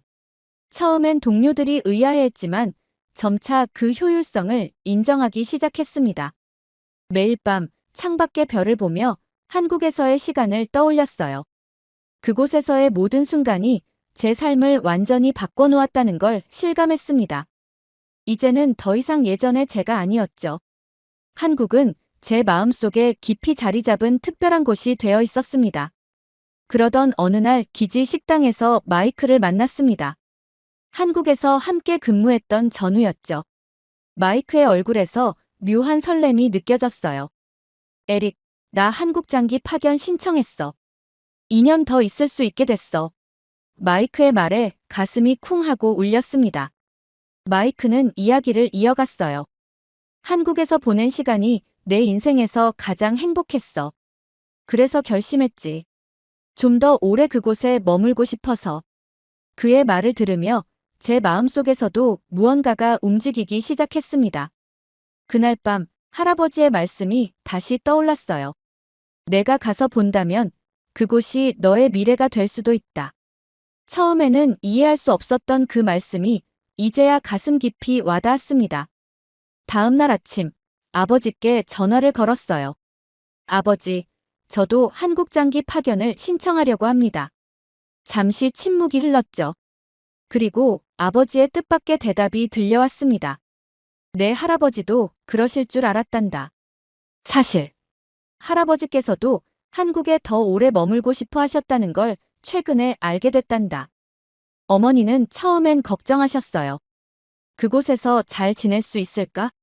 하지만 제가 한국에서 찍은 사진들과 동영상을 보여드리자 마음을 바꾸셨습니다. 내가 행복해 보이는구나. 엄마는 내 선택을 응원할게. 장기 파견 신청서를 준비하기 시작했어요. 한국어 공부도 시작했습니다. 더 오랜 시간 한국에 머무르려면 언어는 필수니까요. 책상 위에는 한국어 교재가 가득했죠. 매일 밤 한국어 강의를 들으며 꿈을 키워갔어요. 한민수 중령에게 제 결심을 알렸습니다. 중령님, 저 다시 한국으로 가고 싶습니다. 이번에는 더 오래요. 한민수 중령의 답장이 왔어요. 기다리고 있겠소. 우리는 이제 진정한 전운이 있다. 필요한 것들은 제가 도와드리겠소. 주말마다 한국 식당에 가는 것도 새로운 의미를 가지게 됐습니다. 주인 아주머니와 한국어로 대화하는 연습을 했어요. 아주머니, 저 곧 한국 다시 갈 거예요. 더 오래 있을 거예요. 서툰 한국어에 아주머니가 환하게 웃으셨습니다. 이제 제 방의 풍경도 바뀌었어요. 벽에는 한국 지도가 걸려 있고 책상에는 한국어 교재와 필기장이 가득합니다. 장기 파견에 필요한 서류들도 차곡차곡 준비해 나갔죠. 매일 밤 한 페이지씩 한국어를 공부하며 그날이 오기를 기다립니다. 할아버지의 군복을 다시 꺼내 보았어요. 태극기 휘장이 달린 그 군복을 보며 생각했습니다. 이제 저는 그분이 사랑했던 나라에서 더 오랜 시간을 보내려 합니다. 할아버지께서 못다 이룬 꿈을 제가 이어가고 싶었죠. 책상에 앉아 오늘도 한국어 교재를 펼쳤습니다. 한 글자 한 글자를 정성스레 써내려가며 생각했어요. 다시 돌아갈 날이 멀지 않았다. 처음 한국에 갔을 때 전 많은 편견을 가지고 있었습니다. 약한 나라, 미국의 보호가 필요한 나라, 발전하지 못한 나라. 하지만 그건 모두 제 무지에서 비롯된 오만한 생각이었죠. 한국은 제게 많은 것을 가르쳐줬어요. 치열한 전쟁의 아픔 속에서도 놀라운 발전을 이룬 저력, 인정 많고 따뜻한 정, 그리고 무엇보다 진정한 동맹이 무엇인지를 한민수 중령과 노부부를 통해 배운 한국인의 마음은 제 삶을 완전히 바꿔놓았습니다. 이제는 압니다. 편견은 무지에서 비롯된다는 걸. 그리고 그 편견을 깨는 것이야말로 우리가 진정한 인간으로 성장하는 길이란 걸. 한국은 제게 그런 가르침을 준 소중한 곳이에요. 창밖의 달을 바라보며 미소 지었습니다. 같은 달이 한국에서도 빛나고 있겠죠. 그리고 저는 곧 그 달빛 아래에서 또 다른 성장을 시작하게 될 겁니다.